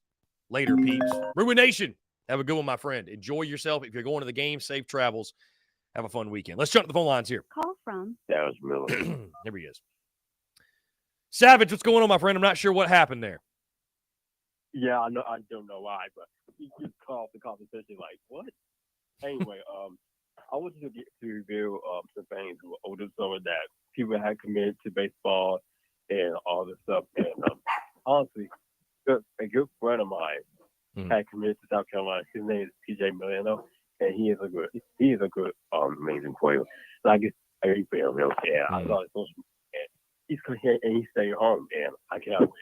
And even his friends committed to the same school, like Brady Jones and Tyler Jones. Like everything. Yeah, I'm excited about baseball recruiting, man. They're picking up some big time guys, so I'm looking forward to. I know you're a big baseball guy, but yeah. Very true. I'm a big, huge baseball guy and a huge football fan. And tomorrow's gonna be a good night. Yeah, I cannot wait to lay my head out and watch it and go see how it goes on this game tomorrow night. Do a kickoff. yeah, going to be a lot of fun, Savage. I'm looking forward to it. Very well said, my friend. Great stuff from young Savage. Anyways, 843-790-3377. Let's keep it rolling. I want to get as many calls as we can in this final 8 minutes or so. Let's see.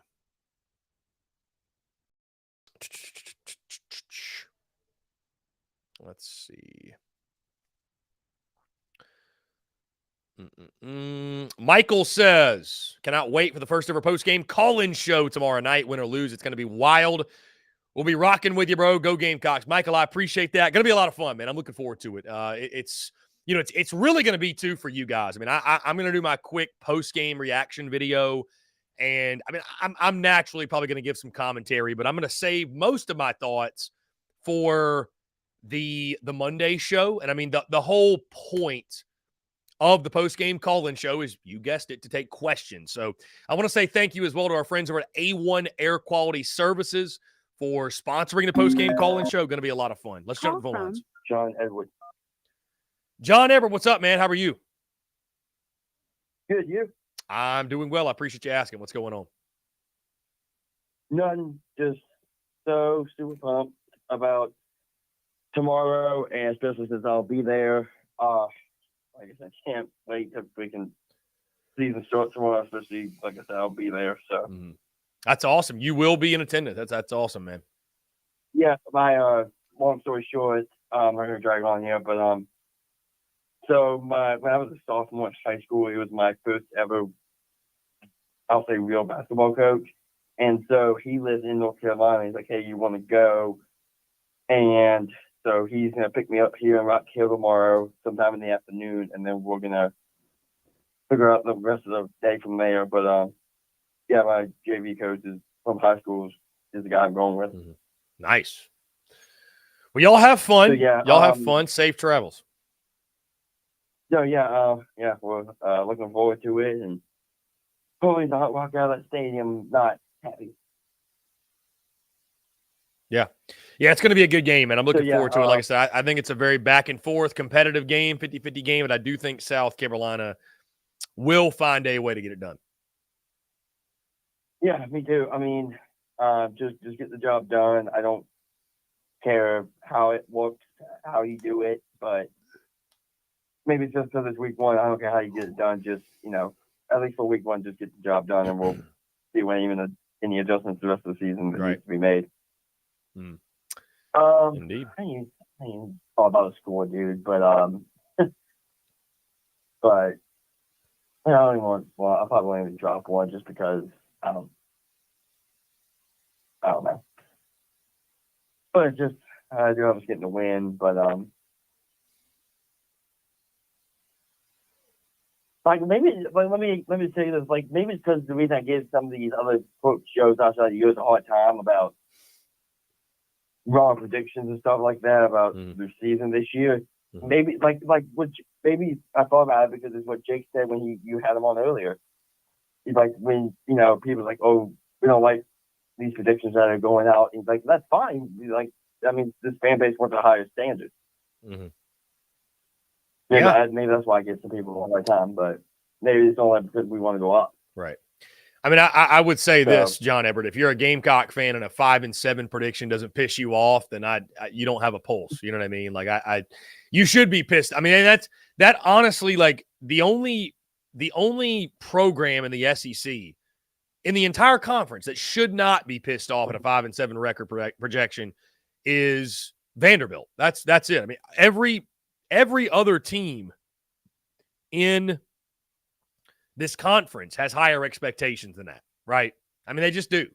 So, I mean, it is what it is, man. Prediction season's kind of behind us in the sense of preseason predictions. So excited to see how it plays out on the field.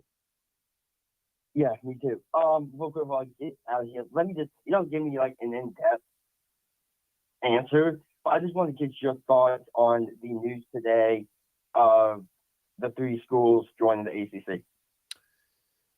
Yeah, so Cal, Stanford, and SMU all headed to the ACC. Yeah. I mean, I think the ACC had to do something in regards to this conference expansion thing. I mean, it's yawn fest for me. I don't think really any of those move the needle all that much. I just think it's the way college football is going, and I'm really glad that talking about conference expansion has coming to an end because that just really. It is what it is. You know what I mean? It just kind of filled up the air in the offseason. So, but yeah, that's official today. And, I mean, it increases revenue for the ACC, which I guess was one of their ultimate goals, but does it really add value on the field? We'll see. I don't know. Those 3 teams are. Yeah, that's fine. Yeah. Yeah. I didn't ask anybody about it. So I thought it somebody that wants to get their fault done. Yeah, I mean, I'll just say this. I don't think, like you said, it doesn't move the needle as, adding Stanford and Cal for football and basketball for that matter. But I was actually telling someone earlier, I'm not saying this thing's going to win the conference or anything. I just think, SMU has a, not championship program, but SMU has a decent football and basketball program.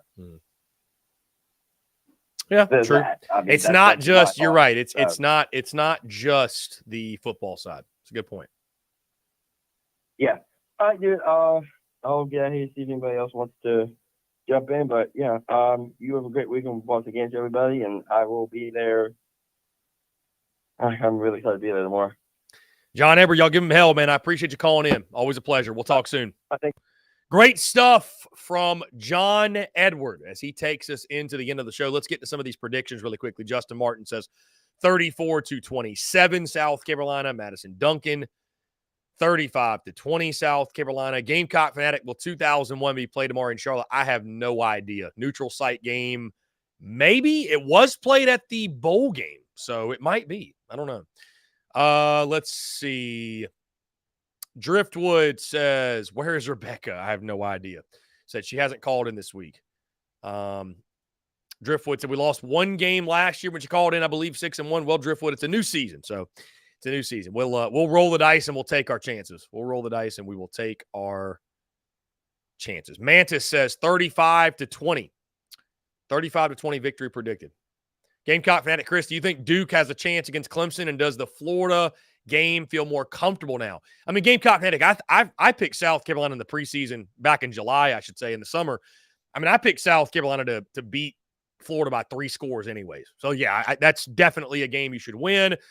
Does Duke have a chance? Yes, they do. I would not be surprised if that's a 10-point game or so, but I do think Clemson is going to get the win.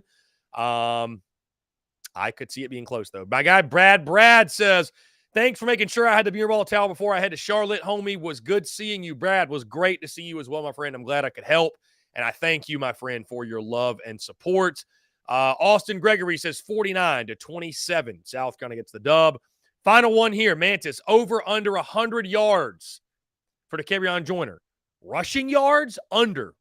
All-purpose, I could see him hitting that 100. All-purpose. Expect to see the Kerryon Joyner involved in the offensive attack in more ways than one. Guys, we've hit 3 o'clock. Appreciate you all tuning in. Thank you all so much. Make sure you hit that subscribe button on YouTube. Hit that bell icon so you get notifications when we drop new video content and when we go live as well. And of course, guys, the podcast, iTunes, Spotify, Google Podcasts, wherever you get your podcast. We're there at the Spurs Up Show. Check us out. And be sure you tune in tomorrow night, the first ever A1 Air Quality Services postgame call-in show. And we'll be live after each and every single game this season. Going to be a lot of fun. Guys, appreciate you all tuning in. Thank you all so much. Have a great weekend. Go Cox. Beat UNC. And we will talk to you all tomorrow night.